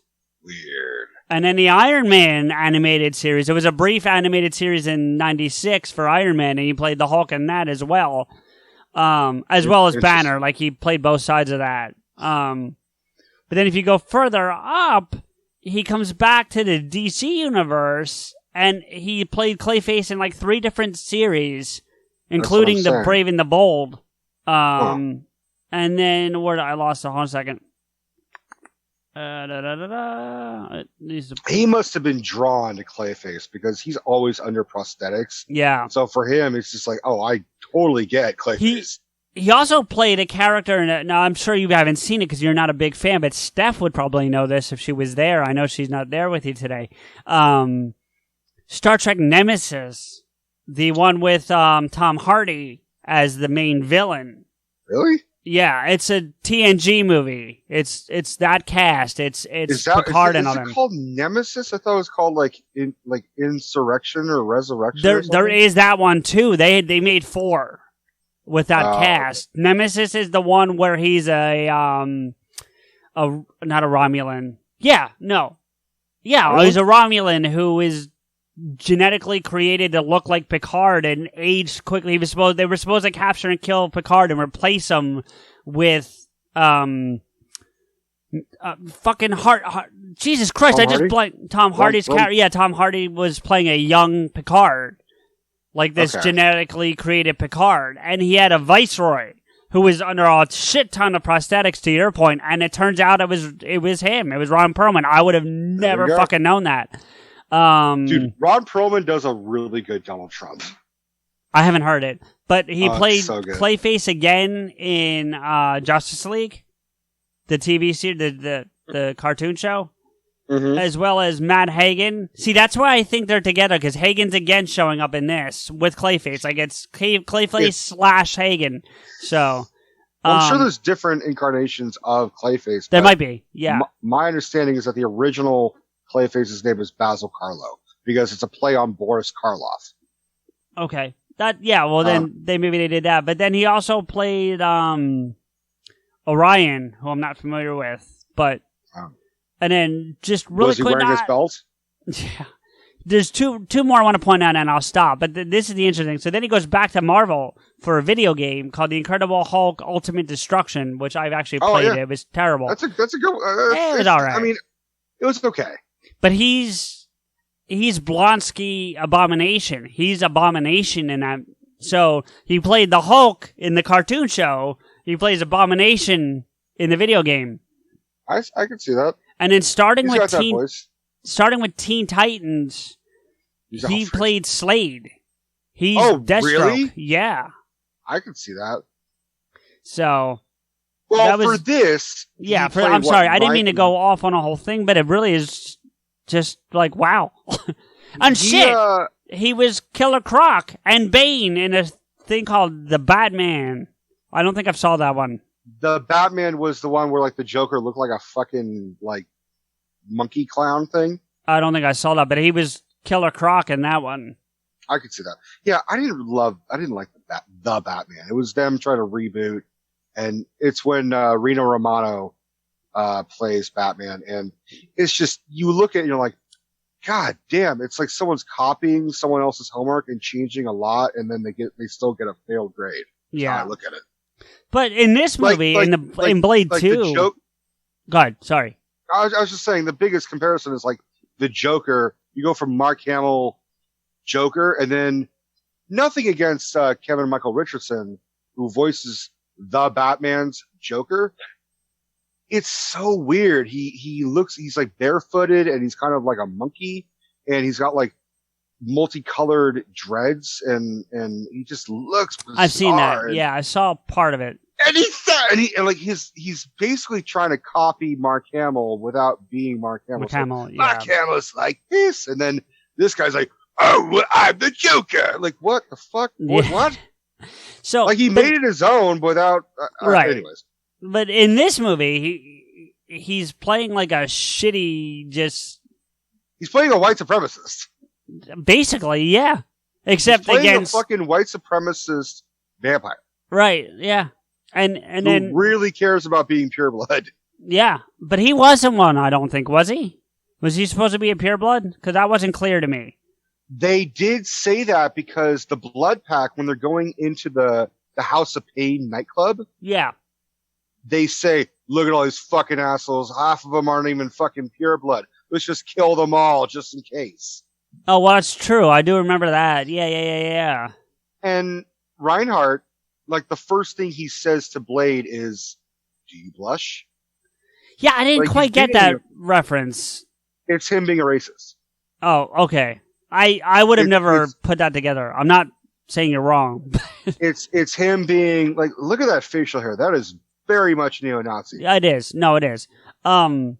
Matthew Schultz is also in this movie, which I don't expect you to know that name. And to be honest with you, he's not that big of an actor, and he hasn't done a whole lot, with all respect to him, because I'm sure he's done quite a bit of, like, these bit parts. But he was coming off a major role in the first Fast and the Furious movie. Like, it was literally the year before. And It's the guy who basically hangs out with Reinhardt the whole time. He's the blonde that hangs out with Reinhardt. I do recognize him. I kept saying, who the fuck is that guy? He's from the Fast and Furious. He's in the first one, and then he makes a reappearance in Fast 5, I think it is, if you saw that one. The one in Brazil where they robbed Rio. It's in Rio de Janeiro, and they robbed the drug lord or whatever. That's the one where they like drag the fucking the safe around. Yeah, that one. He's in that one. All those, okay. All those movies. I don't care. That's the first one with The Rock too, actually. Just to put it together. He was cool, but then I was like, oh god. It's actually one of my favorite of the series. But anyway, that's beside the point.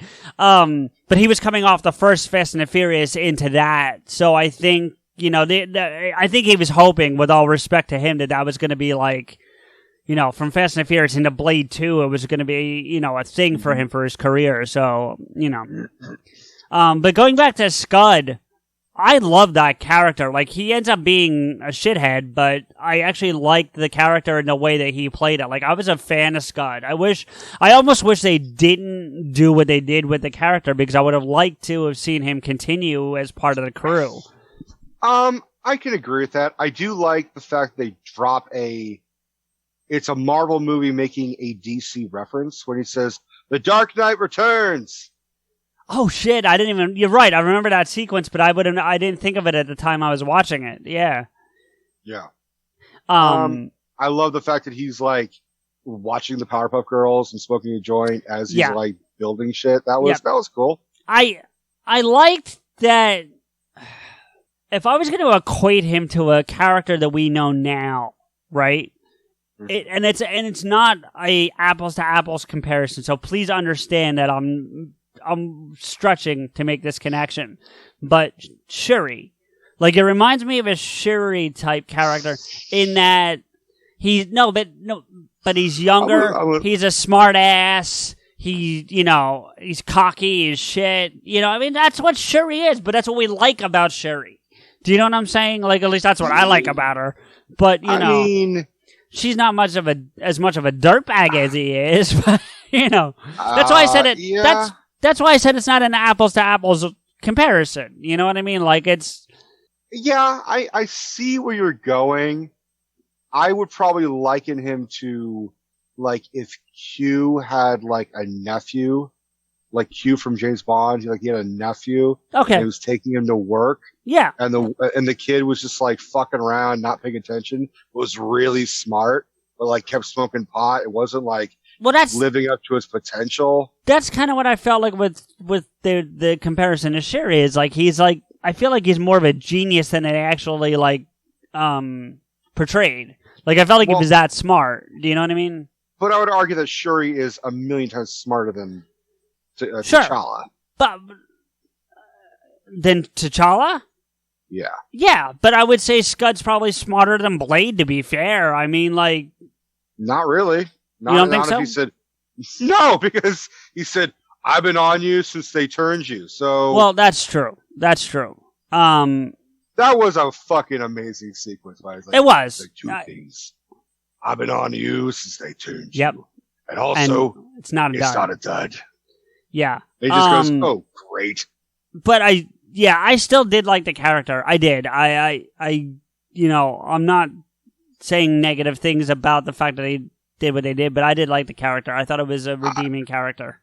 I think it was also him coming off of Boondock Saints at the same time. True. Like, because he's Norman Reedus known for that too. Yeah. Yeah. One of the things that, again, maybe it's different directors having different ideas. Did it bug you as much as it bugged me how Whistler very clearly killed himself in the first one, and then they just kind of like rewrote that whole fucking thing for him to appear in the second one? Yeah. I can see the argument they made within the movie itself about how he turned before he actually ended up having turned before he shot himself without knowing it. Wait, hear me out. But it's still weak, and to be honest with you, though, I wouldn't blame that on Guillermo. I would blame that on Goyer. That's writing more than it is directing. But the argument falls apart if you consider the fact that the gun that Blade gave Whistler for him to shoot himself in is the same type of gun that would ash a fucking vampire. That's true. So you're right. Yeah. If he turned into a vampire, he would have ashed. Unless Whistler just like has no fucking aim and like aimed at the goddamn like ceiling and then just said, fuck it. Do you think? Well, see, they make reference to the fact that he shot himself because the only other argument I could make, and it's weak at best, but is that when because you don't actually ever see him shoot himself, you just hear the gun go off, and it's implied that he shot himself, right? Well, and then his hand falls dramatically. Right. So what if he goes to lift the gun and like passes out from blood loss and like squeezes the trigger as he's passing out, so he never actually gets the gun pointed to him, and then he passes out, so that's where you get the fall. You know what I mean? Like that's the other. Like I said it's weak, but it's at least an argument. You know. All right, for the sake of argument, I will go with that. But then you're telling me that a group of vampires found Blade's lair, decided to take Whistler anyways.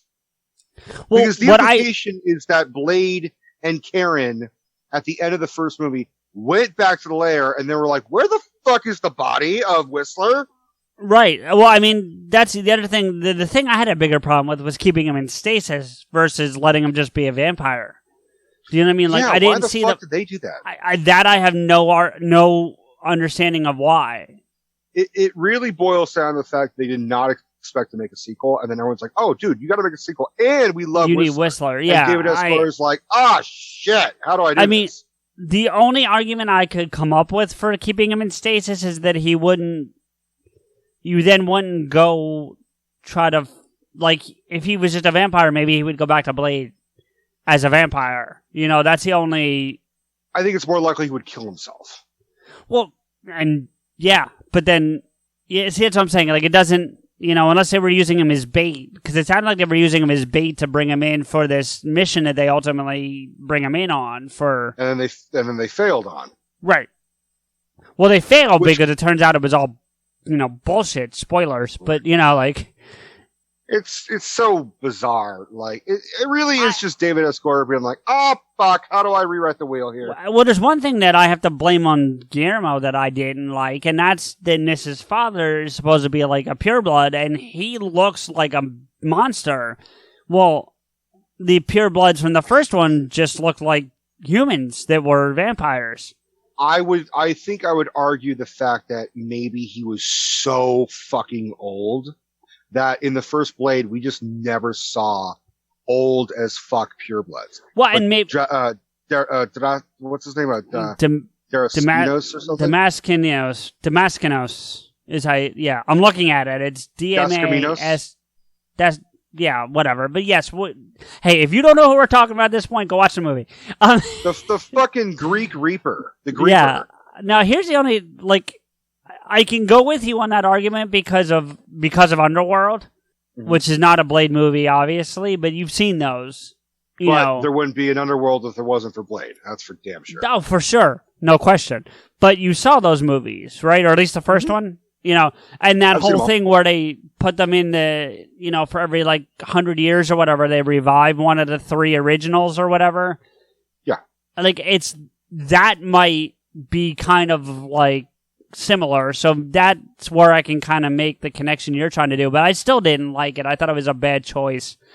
I don't really know if I blame Guillermo. I thought, I did kind of think of it was well, Guillermo's a creature kind of guy, though. That's his influence, I feel like, Well, yeah, he also did The Strain, which I haven't seen, but that he used basically the same basis of the Reapers as the vampire is in the Strain. Right. But you could argue, I think my argument is pretty sound that Dos Caminos, or whatever the fuck his name is so old because his blood is green. Right. So maybe he really just kind of had a problem with too, but that's beside the point. I also had a fucking problem with him, but you gotta admit, I was fucking cool about how when Jared Nomak fucking drains him, he just cracks. Oh yeah. No, I mean, there were definitely cool parts. And listen, I like that guy that played the Reaper. You know what I mean? Jared Whatever. Nomak? What's that? Jared Nomak is the character's name. I don't know who the actor's name is. Luke Goss is the actor's name. Isn't Luke Goss in The Hobbit or something? I'm looking that up for you right now because I was curious myself, so I'm pulling it up. I think I'm thinking of Lee Pace, actually. But Luke Goss, I want to say, was he was, I think, the antagonist in Hellboy 2, The Golden Army. I think he was I think he plays basically the same fucking role. What year was Hellboy 2? Oh yeah, here it is. Prince Nuada. See? That was him. Yep. Which might be the only thing I recognize that he's been in, to be honest with you, besides Blade.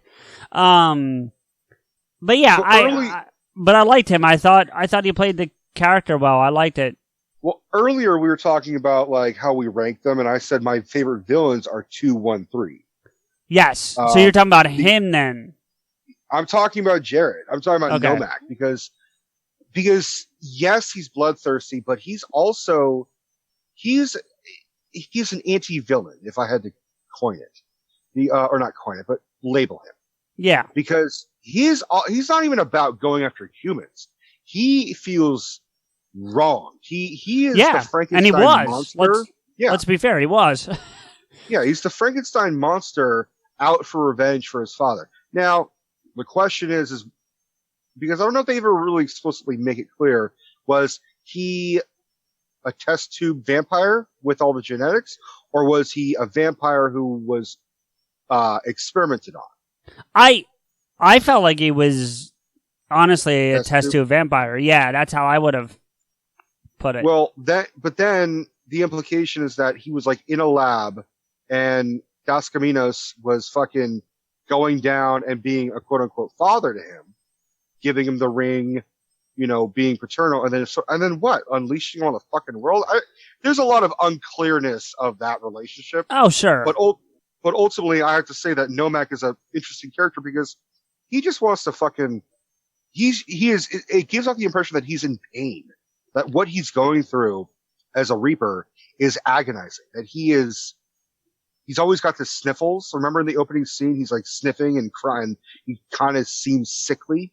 I felt like that was an act to get into the place. I felt like that was a ruse. I know what you're talking about, but I don't think that was how he actually was. I think he was using that to get in because they were pulling from the homeless and the addicts that were on the street. So I feel like he was playing the role to get into that room where he goes. That was my interpretation of it.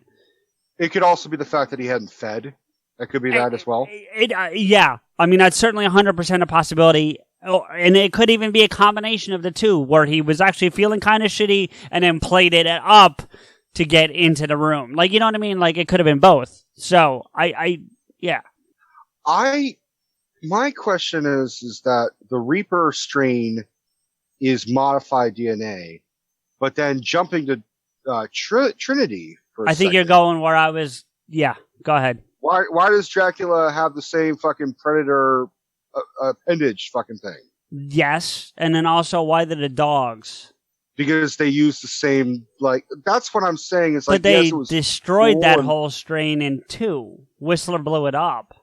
And maybe Whistler didn't, there was one he missed. Maybe. But that whole thing blew up. Yeah, that's what I'm saying. Like, there's some gaps there, for sure. So unless the argument is that the Reaper strain originated with Dracula, because he is the first for all vampires, whether they're Reaper or not. Yep. And maybe Gasconinos or fucking whatever the fuck his name is.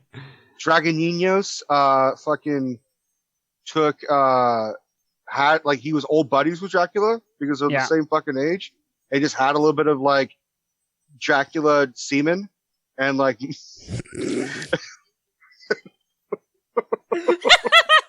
the fuck, dude? I don't know the relationship, man. Maybe that's why his blood. We're just gonna move on to Trinity at this point, I think. I'm trying to think if there's anything else in Blade 2 that is. Well, I guess the only other thing from 2 that we want to maybe discuss, and I don't know how much you want to get into it, is the relationship between Nyssa and Blade, because it really I thought that was so goddamn forced. Did you really? Okay. Oh.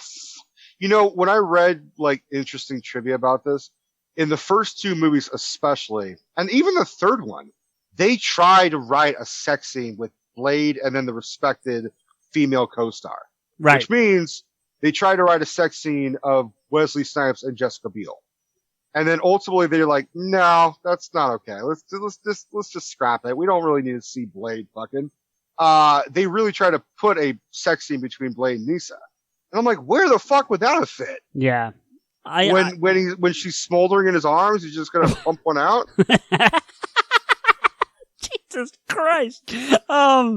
He's gonna put his sword in her sheath, like. Let's go on to 3. Let's just move on. There's no, yeah. So my favorite Patton Oswalt movie.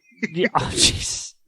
To your point about it being the most non-Blade movie, you know what I mean? Yeah. Like they definitely tried to push the team, which we'll get into that in a minute. But can we quickly run through the list of stars that are in this one? Because compared to all the other ones, this has the most well-recognized. They may not all be well-recognized names, but you see them and you go, oh shit, that person, or oh shit, that person. You know what I mean? Like, the biggest one for me would be Drake. I didn't even put that together until I watched it.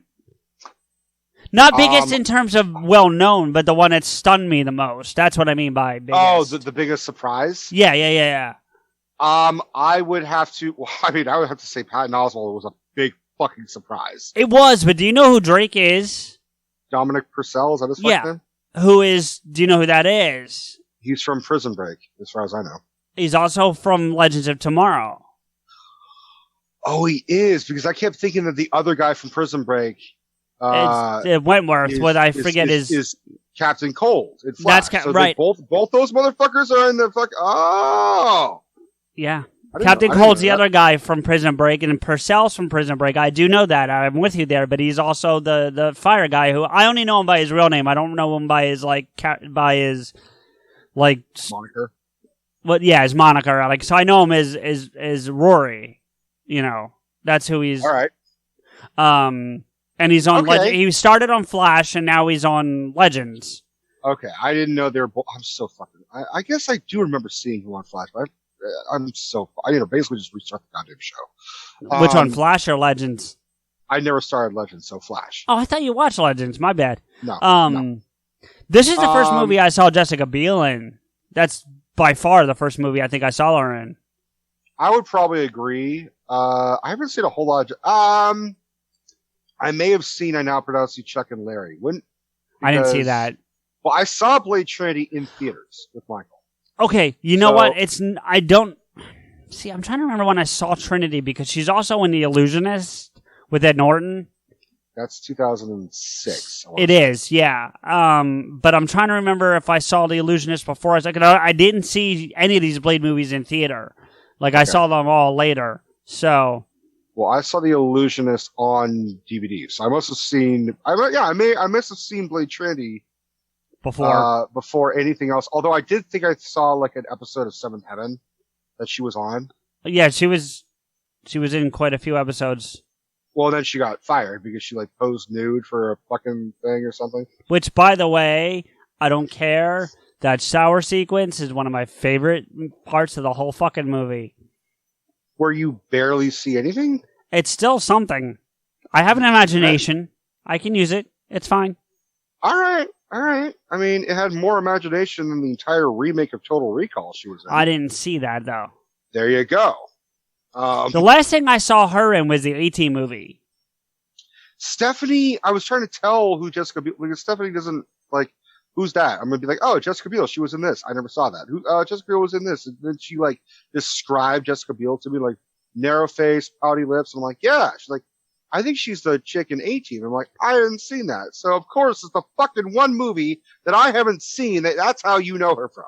Well, that's not how I know. Well, you mean Steph or me? Steph. No, Steph and I, we do this all the time where I'm like, for example, Robert De Niro. She's like, who's Robert De Niro? I know the name. God. I don't know no, I'm just giving you an example. Yeah, like, I got you. I'm like, all right, Goodfellas. Cape Fear. Taxi Driver. She's like, oh, you mean the dude from Mr. Meet the Parents? Right. Well, she was on New Girl as well, if that helps. She was on an episode of New Girl. That doesn't help at all. Doesn't help at all. Okay. No. Anyway, moving on. He's doing a grill. So, moving on to the other people that are in this, though. Like, I mean, you got, obviously, we'll get to the obvious one in a minute, because there is an obvious one that we both know, and everybody should hear about, and we'll probably have the most to talk about. But, I mean, even, like, I'm trying to find a character. About Triple H? Triple H, yes, that's the one. Yeah. Parker Posey, right? Well, Parker, that's not the one I was going to talk about either, actually. But Natasha Lyonne? No, but Natasha Lyonne, is she the one from, because I don't recognize the name, is she the one from American Pie? Yes. Okay, that's the one I wanted to talk about, because that stunned me, too, to see her. Like, I didn't, and I thought that none of these are new to me this time. I saw them all the first time I watched it, but, like, that was another one I didn't see coming. Is it just me, or do they make her character blind to make a joke about her being blind as a bat? I don't know. I don't think so, but maybe. I feel like there was someone else. I don't know. Now, here's something. Here's something interesting. You've looked on an IMDb before, where it'll have a character and it'll have the actor, and sometimes in parentheses they'll say as, and it'll say another name, and it's usually like a spelling difference or something. You've seen that? Sure. Or in this instance, like right now on IMDb, it says Paul Levesque, but that's Triple H. Like they changed to Paul Levesque. The girl who played Zoe, the little girl. The little girl, yeah. The little girl. In the IMDb, it says Ginger Broach, I guess is how you would say it. And I'm only saying that because I don't know how to pronounce it, but it's Broatchch. So I'm thinking Broach. Yeah. In parentheses, as Haley Page. Like, not even close. Wait, the character's name is Zoe. Right. But so her stage name is Haley Page. I guess, but maybe she's not using that anymore. So she was credited as Haley Page and then went back to her real fucking name. But it's just, that's weird. Usually I'll see like a spelling difference or something, you know, like from the last one, Matthew Schultz, the guy who played the blonde that I was telling you about from Fast and the Furious. He's now credited as Matt Schultz, but in the thing it says Matthew Schultz because in the movie he went by Matthew. That's, you know what I'm saying? Like, you know, my favorite of those is what's that? Nicholas Coppola becoming Nicolas Cage. True. Yeah. But that's still Nicholas. Do you know what I'm saying? Like, yeah, but it's not even spelled Nicholas with an H, like Nicholas. It's dropping the H. Yeah, I mean, it's still like Nicholas. Yeah, I get it, but you know what I'm saying, I think. I hear what you're saying. But yeah, we'll back up and go to the obvious, and it's Ryan Reynolds, man. Like, he steals this fucking movie, hands down. He stole the movie to the point where would it really have been called Blade? It should have just been called, what was it? The Night Stalkers? The Night Stalkers. Night Stalkers. And I could see that, like, they tried to make this a Night Stalkers movie to set up a Night Stalkers spinoff. Or at least Blade Night Stalkers or something like that for the fourth one. Whatever. Sure. Here's the interesting thing about the Night Stalkers. So the Night Stalkers are a real thing from the comic book. True. And I was looking that up, and it actually started from Blade being a member of S.H.I.E.L.D. during the Civil War storyline, but then he goes off and does the Night Stalker thing. At one point, you have a roster in front of you? Yes, I do, and that's what I wanted to tell you, because it's crazy. You ready for this? Okay, I'm so ready. It's Blade. That's Ghost Rider, Blaze, Morbius, Doctor Strange, and the Darkhold Redeemers, who I'm not familiar with. Holy shit. Yeah. Wait. So you get Blade and then also Morbius. So you get two vampire hybrid thingies. Yep. Like, who's the leader of that fucking group? It doesn't stay. So it doesn't say. I can talk, really. We're running a podcast here, buddy. Yeah, right? I'm a talker. I'm a talker, not a fighter. Yeah, right?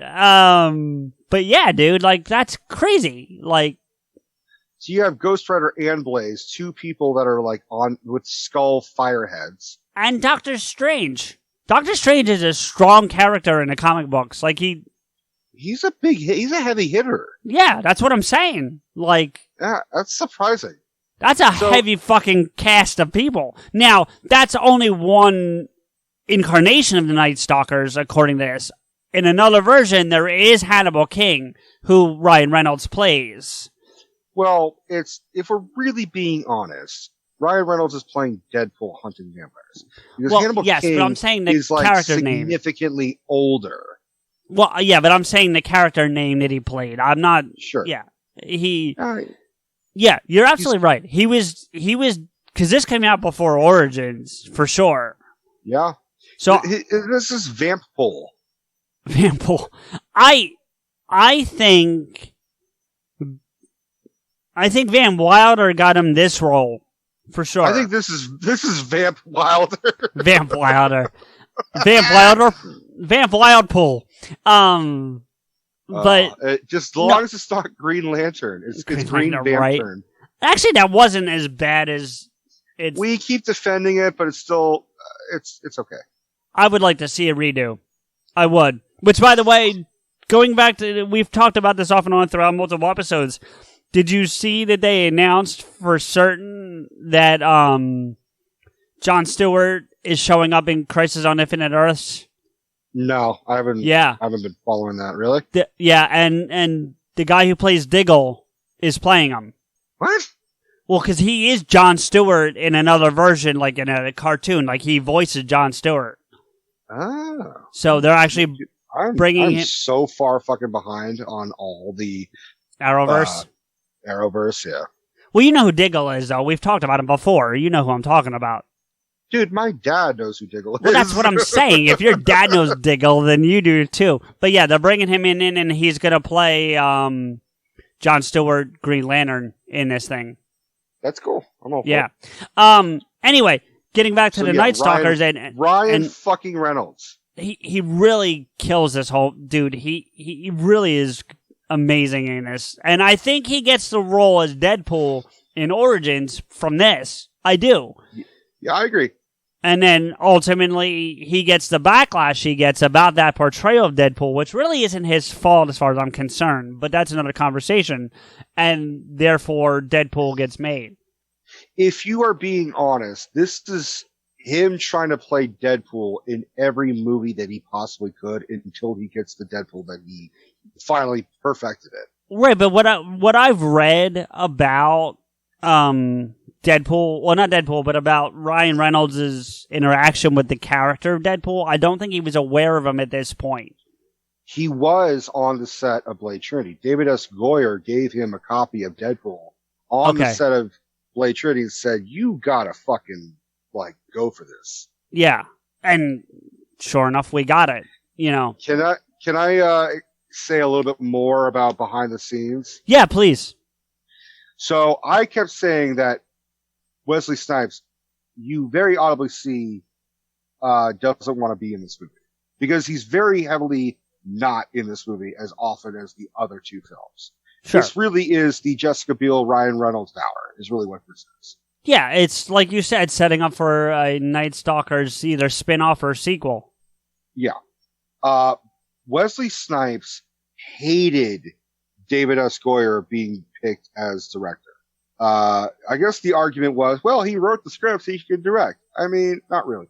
I personally don't give David S. Goyer as much praise as everybody else does. I find a lot of what he says. I mean, I respect the fact that he's a comic book nut, and I understand that. But I also think he makes sometimes great decisions for comic books, and he also makes really fucking awful, sentiments about, he made a quote where he said the only reason why She-Hulk was created was so the Hulk could have sex with somebody. He comes off very, not misogynistic, but very sexist. And then when he was when they were that was a really sexist comment, he said, "Oh, fuck you, suck my dick." He really just, I gotta admit, I respect someone who owns their thought process, and sure, but at the same time, it's you're okay. So what you're just saying is that you're an asshole, and you're not denying it. He also had a quote about Batman saying, "In my world, Batman could be gang raped in prison." And we're like, why the fuck would that be a thing, dude? He also came out, even though he didn't, I think he didn't he come out and say something about Batman killing, even though he didn't have anything to do with, well, he had something to do with... Well, that was Snyder. Oh, that was Snyder. Okay, my fault. Yeah, I got my people confused. Although I think both of them, they both were of the same opinion, get over it. Fuck you, you fuckers. No! Well, that leads me to something I kind of wanted to talk about, and that's going into the next Blade movie that obviously we know little to nothing about, except for who's playing Blade at this point. But I still have more background. Oh, I'm sorry. Finish that first, please. So, Patton Oswalt confirmed this. He said Wesley Snipes refused to speak to David S. Goyer in person. He refused to talk to him. And he would write notes on Post-it notes and sign them as Blade and have his assistant bring a conversation to David S. Goyer. And apparently Wesley Snipes was also in his trailer smoking copious amounts of marijuana. Well, here's the thing I would just be curious. Here's the thing I would just be curious about, right? And Goyer's involved in all three of these movies. He only directed the one, and I know that, but he was involved in all three of these. So you got to imagine he was on set for a good majority of the movies. So why is it suddenly 3 when it all goes to shit? That's what I'm saying. I think Wesley, despite what he says, I think Wesley was like, I gotta get out of this. He may have said, okay, I think David is a talented writer. Because David S. Goyer wrote Blade with Wesley Snipes in mind. They originally wanted to give it to Lawrence Fishburne. They wanted to do it to LL Cool J. That was the number one. But he said, no, fuck you guys. It's gotta be Wesley Snipes. And he wrote Blade with Wesley Snipes in mind and his voice. And I think there are writers and there are directors. And you can see the difference. If a talented directors try writing, I think that's a little bit easier instead of writing to directing. It's a whole other language. Right. And I think David S. Goyer, I'm not going to say he shouldn't have done it, but I'm saying the difference is David S. Goyer is a little bit more experienced now. But I think back then he was just wet behind the ears. He's only directed 4 movies. He's only directed 7 things total, and he's only directed 4 movies. The other 3 were TV shows and episodes of them. So basically Blade Trinity is the only movie he's directed, is what you're saying. Unless you know Zigzag, The Invisible, or The Unborn. No. Okay, then yes, to your question. What else? There's some more background shit. I'm trying to remember what the fuck it was. Wesley Snipes apparently did not like Ryan Reynolds to the point where he called him a cracker. And they wrote that dislike into the script, if you remember. So yeah, he said to Ryan Reynolds, he said, you'd live longer if you didn't talk so much. Well, I will tell you this real quick, because one of the things I did when I went back and watched these is I went over to the bonus features. Now, I didn't watch most of them because I didn't have time. But the only one of these... Well, let me phrase it this way. Blade Trinity was the only one to have a blooper reel. I bet. And most of it is Ryan Reynolds. Yeah. And the one specifically is, do you remember the sequence where it's right after he's met the Night Stalkers and they're going out hunting during the daytime and Jessica Biel's making the playlist? Yeah. In the back seat. And in the movie, the line is, I prefer Hasselhoff. Right. There's like 7 different sequences on the blooper reel of different, it's like the Jay and Silent Bob thing when he's going, you're a couple fuckholes, and they show, like, if you watch the blooper, there's like 10 outtakes of him doing different things. It's the same concept of that. And he's like, one of them's like, I prefer Clay Aiken because I kind of look like him. And there's another, and he does like 6 of them, and it's hysterical. Right. And you can, I'm not saying that Wesley's in the car for it, but it's definitely, Oh, I can guarantee that Wesley Snipes, was not even in half the filming. Yeah, probably not. Unless you see Wesley and them in the same shot. He's not even there. He's not even there. Yeah. There is one part that was completely unimprovised by Ryan Reynolds that they kept in the movie. And you see Wesley Snipes' genuine reaction, which is like, what the fuck did you just say to me? He said, also, just a thought, you might want to consider blinking once in a while. I remember that part. And Blade looks at him. He's like, "Motherfucker, what'd you say?" And they just and then Ryan Reynolds says, "Sorry, I had a lot of sugar today." Yeah. And then Blade walks off, and he looks at Abigail, and he says, "He hates me, right?" Yeah. He's like, "Yeah." And that was like basically Ryan Reynolds being like, "Wesley Snipes doesn't like me." Right. Me. Well, that's the part I was talking about, where it was written into the script. Now, whether that was improvised or not, it's in the movie. So. Look, how do you feel about Whistler being a fucking glorified cameo, and also having Dracula have the appearance of him? Did you find that disrespectful, like I did? No, I didn't. I think the cameo was a good way to set up Whistler's daughter without it just being thrown in your face. I felt like, Isn't the name Whistler's daughter like a fucking movie or something? I don't know. But her name's Abigail. I mean, she has a name. It's Abigail, but... I know, but Whistler's daughter just sounds... I might be onto something. I'm looking it up now. I got you. But they also set up the fact that he had a couple daughters. Right. And they died. So that means this other daughter is born out of wedlock. She said that. I haven't seen Trinity. No, there's a movie called Hitler's Daughter, but no Whistler's Daughter. So maybe that's the one you're thinking of? I don't know. No. Anyway, yeah, at one point, because they address it directly, Blade says to her, I thought Whistler's family was killed by vampires. And she goes, oh, they were. I was born out of wedlock. Got it. Yeah. This is what I discovered. It's not Whistler's daughter. It's Whistler's mother. It's that painting of that old lady sitting in a fucking chair. Yeah, I know that. Yeah.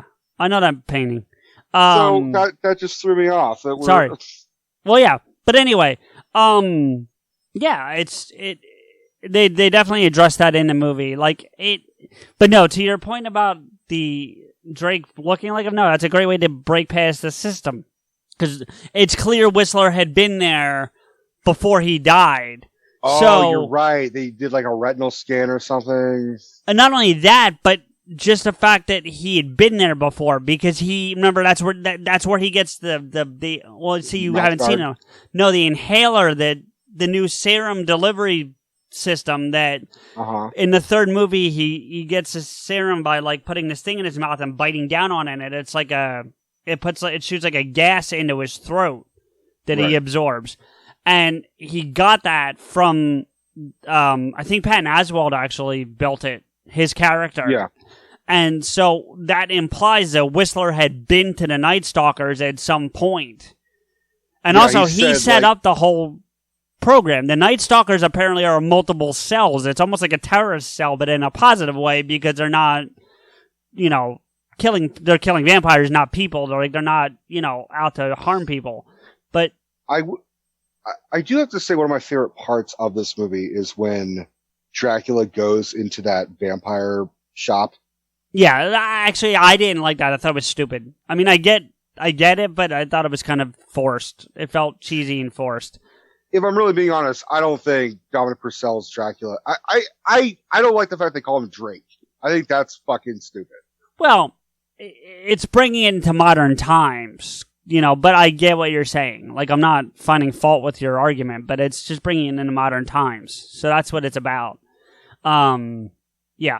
That's just my opinion, though, But, another reason why we're talking about this is because we talked about Ryan Reynolds' quote, cock juggling thunderfuck. Thundercunt. Yeah. And that is just perfect. I still always thought it was cum guzzling. To the point that when we watched it today, it came on and Deb was like, they changed it. And I'm like, no, unfortunately they didn't. We just had it wrong. Yep. There's another line that I'm looking forward to watching where he said, I farted and I ate and I had a lot of garlic. Sounded deadly. Yeah. Yeah. There's also when he sees the fucked up, Reaper dogs, he goes, fuck me sideways. I actually love that. I used to use that pretty regularly. I say it a lot where I'm like, I stub my toe. I'm like, oh, fuck me sideways. Yep.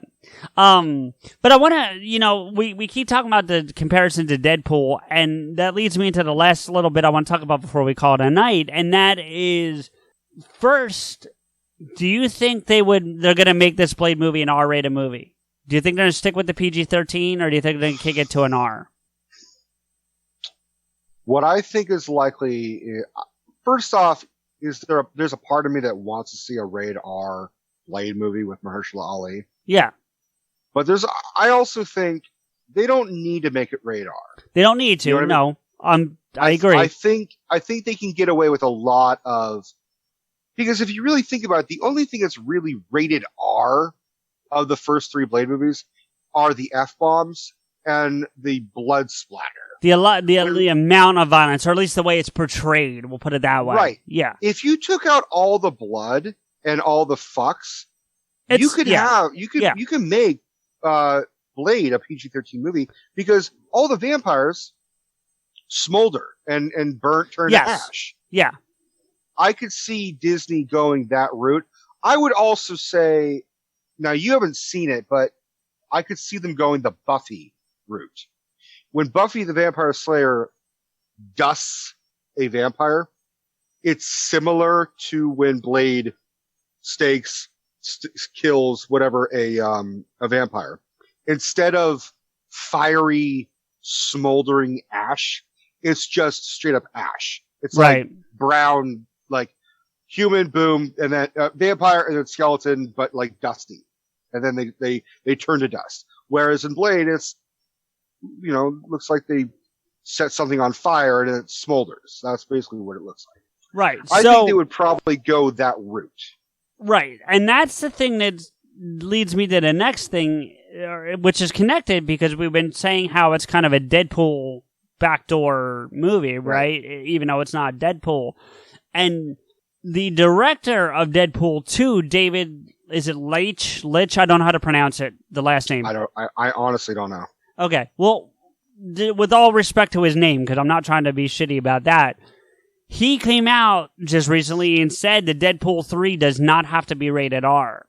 And that concerns me, because what's made 2 and 3 or 1 and 2 so good is that they let Deadpool be Deadpool.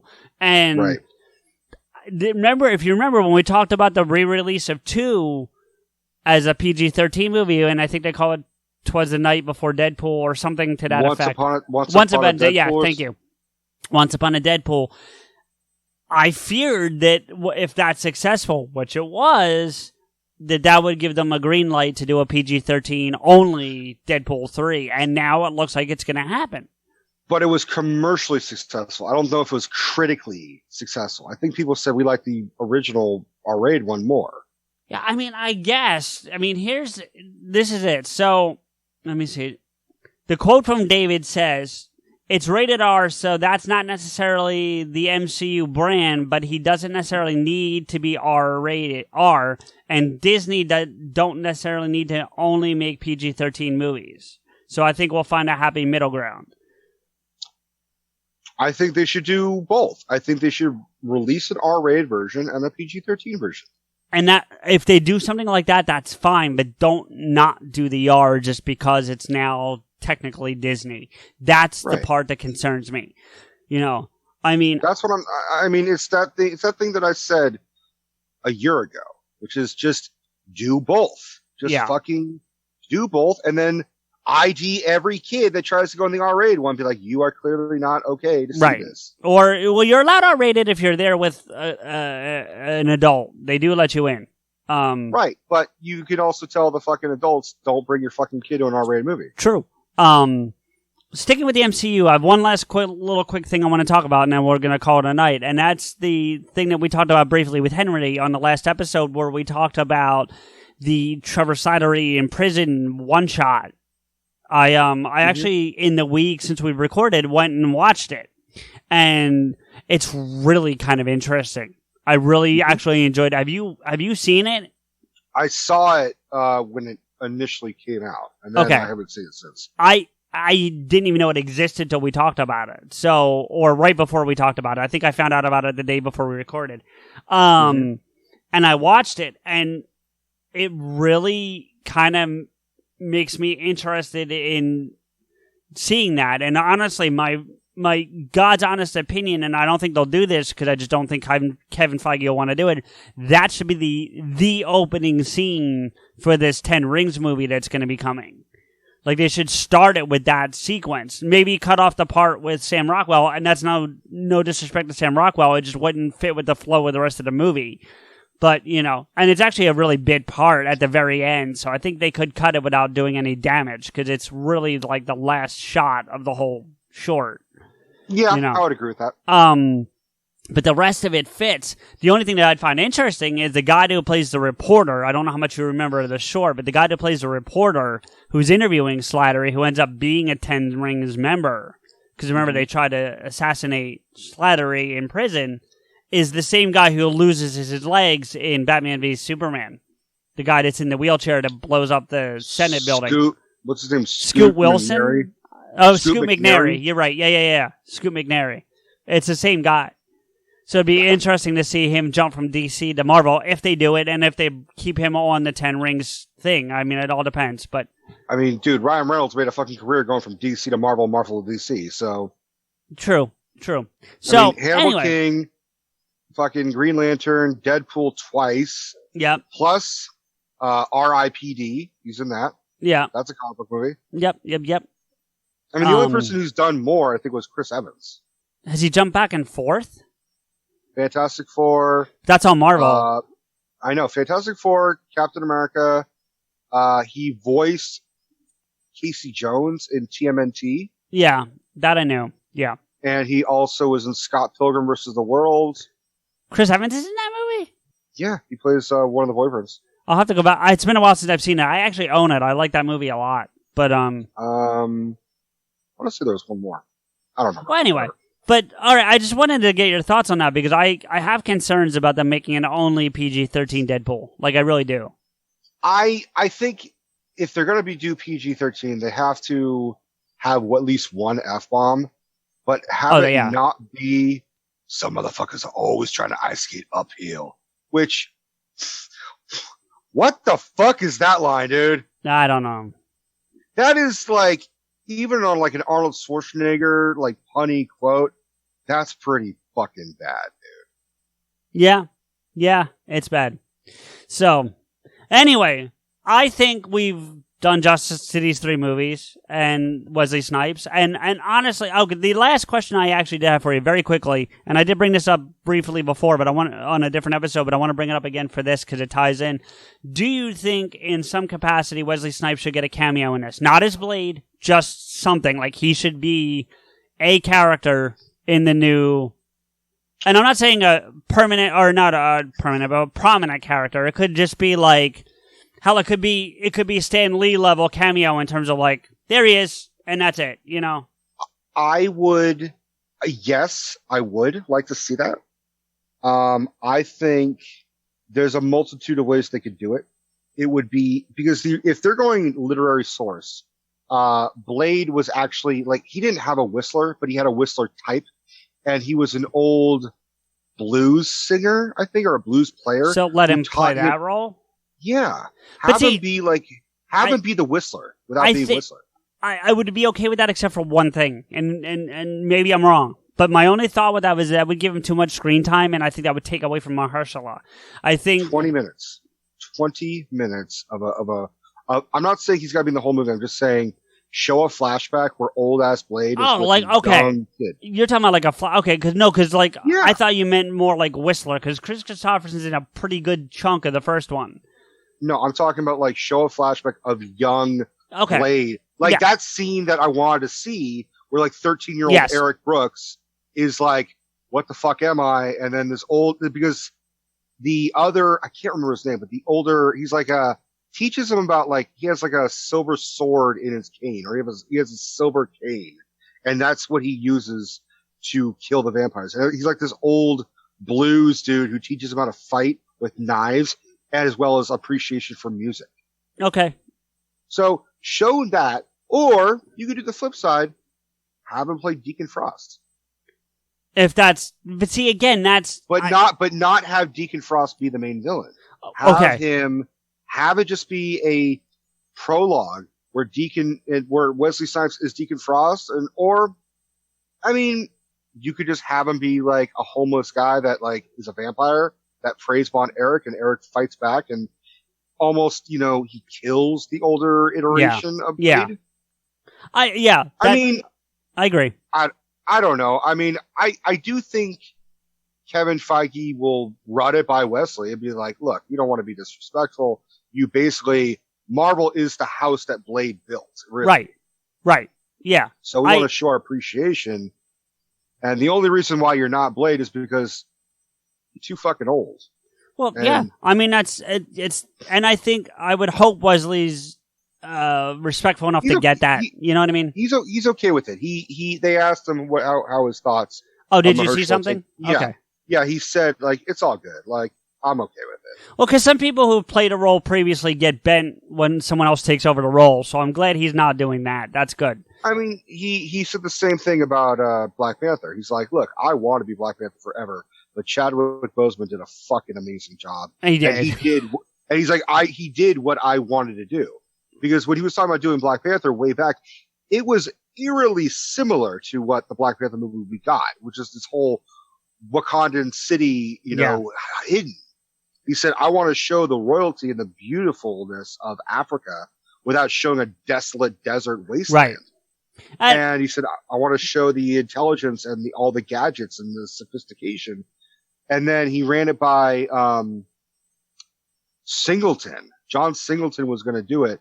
And John Singleton wanted to like turn it to basically a farce or something. And it was all about Black Panther's nephew who had to like go to Africa or something. Like it was like, and then Wesley Snipes was like, no, we're not doing that shit at all. So he basically passed on it because there was never a good director to do it. Well, but he's, he that's why he gave us Blade. Well, hopefully, if Wesley Snipes is going to do an Africa-based movie, it would be a lot better than his role in Coming to America 2. CJ here with a few thank yous and let you know how you can get in touch with and follow the show and us. If you want to agree with or yell at us, follow Rico, me, and the show on Twitter. The show is at PodAskew, Rico is at RantsRico, and I'm at M_Blade. Listen to PodAskew on the Apple Podcast app, Spotify, iHeartRadio, or anywhere else you find podcasts. Please don't forget to rate and comment. We want to thank our logo designer and show friend Mike for his work on our wonderful logo. You can contact him for artwork via email at logomike80@gmail.com. Again, that's logomike80@gmail.com. Thank you to Dubbed in English for our opening theme music, 96 Reasons. Thank you to Samuel Lemons for our closing music, Theme Askew. You can find Sam on Twitter at Samuel Lemons, all one word, and his music on SoundCloud at www.soundcloud.com/Samuel-Lemons. Finally, our biggest thank you is to you, everyone, for listening. Rico and I really appreciate your time and look forward to bringing you another episode soon. I'd rather be a pet than cattle. You got me, B? What do you think about that, man? Two things. One, I've been on to you since they turned you. Two, it's not a dud.